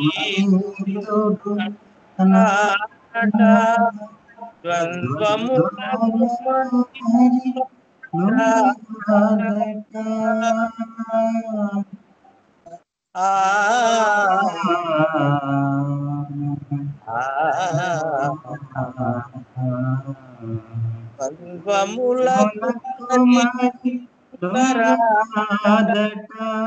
అతని కుంగు విడువరాదట ఏమి ప్రేమయో ఎంత ప్రేమయో ఇంత ఓ మనస పేరు మేరట ప్రేమనసగునట ప్రేమకు వసుడటే ఓ మనసా సత్యము తానట నిత్యము తానట సత్యమీత్వముల సర్వము తానట సత్యము తానట నిత్యము తానట సత్య నిత్యముల సర్వము తానట సాటి లేని సత్యావతారుడట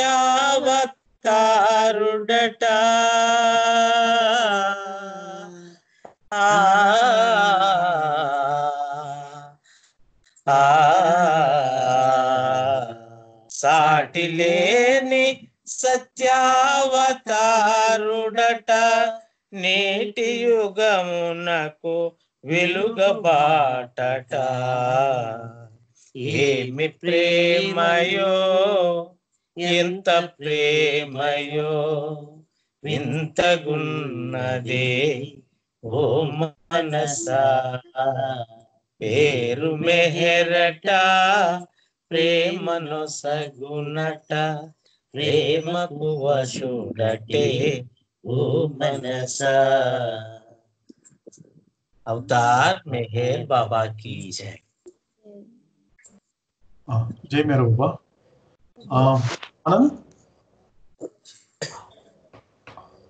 జై మెహర్ బాబా. ఆనంద్ అని సో మీరు రేపు చేస్తూ రేపు 10 minutes ప్రిపేర్ అవ్వండి, టైం అయింది కదా మనకి. అయిపోయింది. రేపు 10 minutes మీకు లాస్ట్ లో ఈ టైం కొంచెం అలాట్ చేసుకోండి. రేపు 10:15 to 10:25 వరకు కాదండి, రేపు 9:32. అదే 9:30. ఓకే ఓకే, అదే అందరికి నేను ఇంటిమేట్ చేస్తున్నాము. ఇంటిమేట్ చేసేసాయి నువ్వే ఆనంద్. మెహర్ బాబా కి జై. మన డైలీ సర్వర్స్ రేపు 7:30 స్టార్ట్ అవుతుంది. 7:30 to 9:30 దాకా కంటిన్యూ అవుతుంది. ఓకే, సో రేపటి నుంచి కంక్లూడ్ చేద్దామా? ఎస్ ఒక 3 minutes మనం క్వైట్ ఉందాం. క్వైట్ అబ్జర్వ్ చేసి 7 times బాబా నామంతో మనం కంక్లూడ్ చేద్దాం. ఓకేనా? ఓకే. అవతార్ మెహర్ బాబా కి జై.